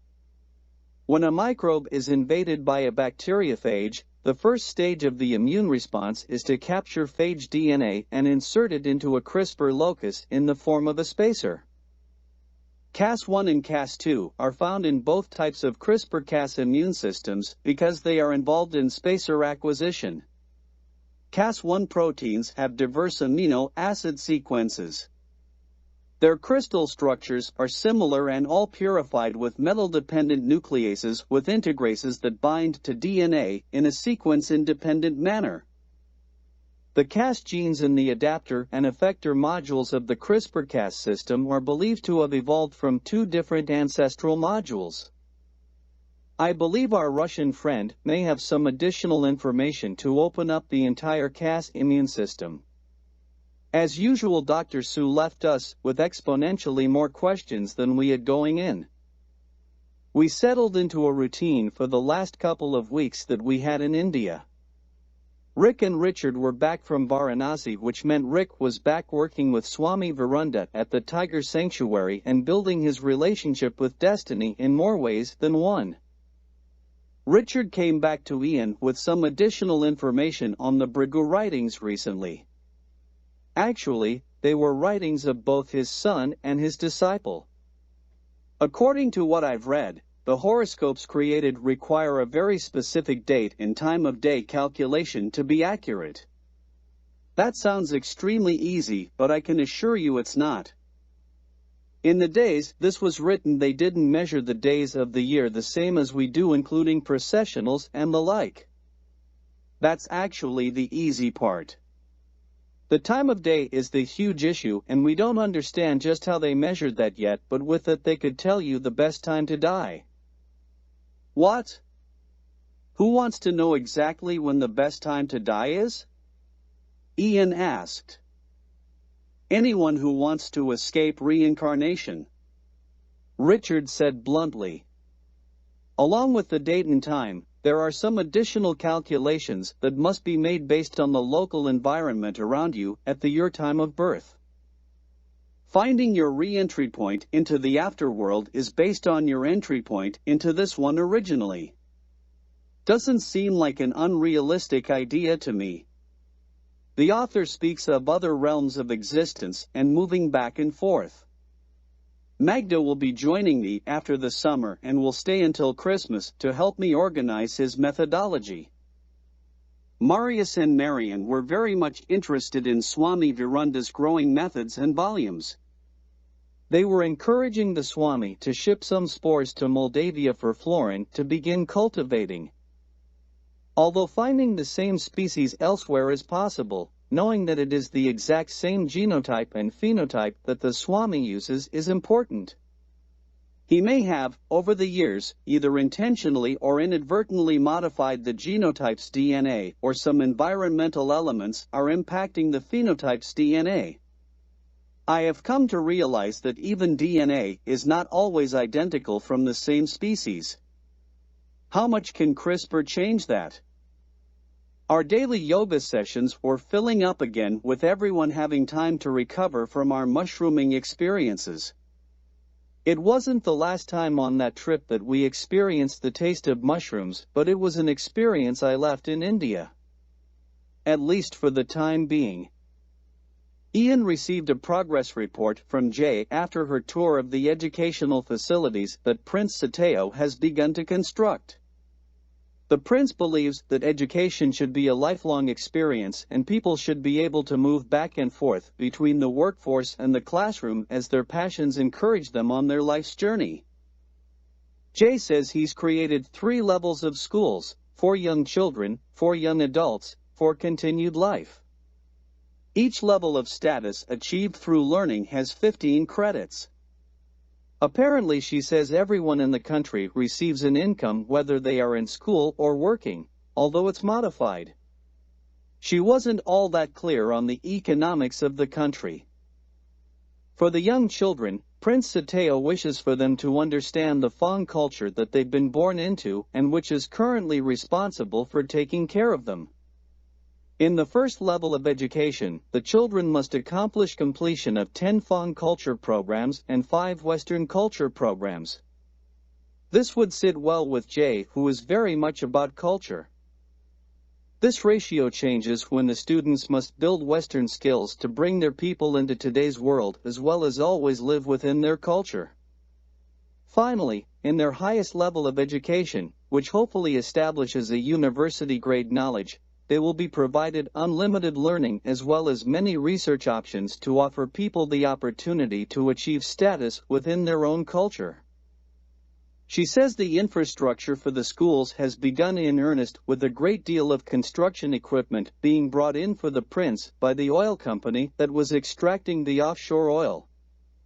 Apparently Jeffrey and Hamish had the opportunity to tour around the city of people on their own for quite a bit and are finding it a wonderful new place that seems to have an optimistic view on future life since the coup. Nobody has seen King Melon on the trip yet though. Have you heard from Kim since you left? Yes, apparently after graduation Wham and Angus decided to get married.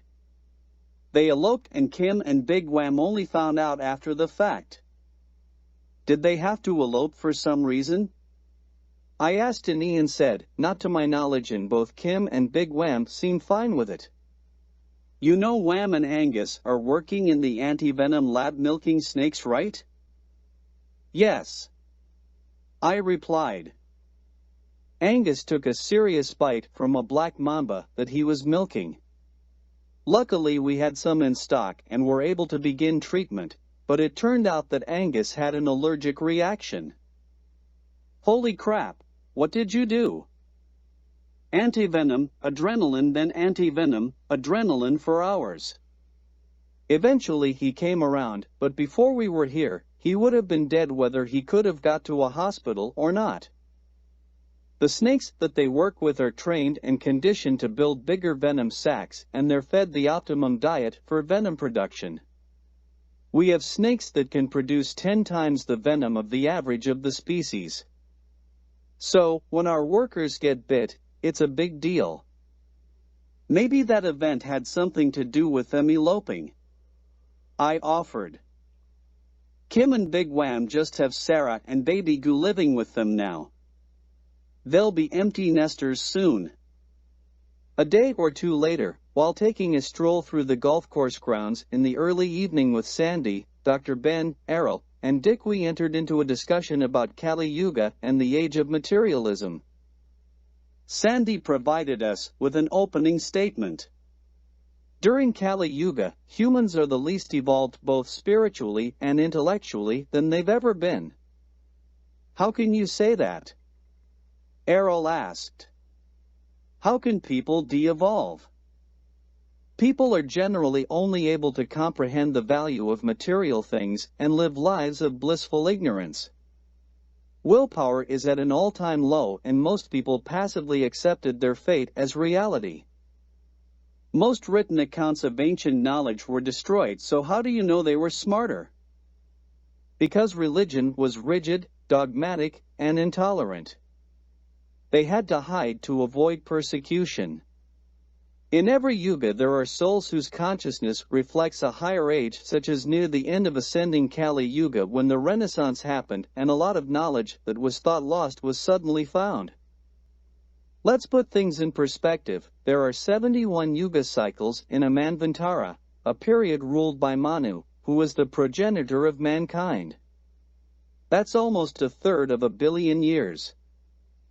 Each one of those yuga cycles has its 4 cycles: Satya, Treta, Dwapara, and Kali. Slightly over 4 million years for an entire cycle.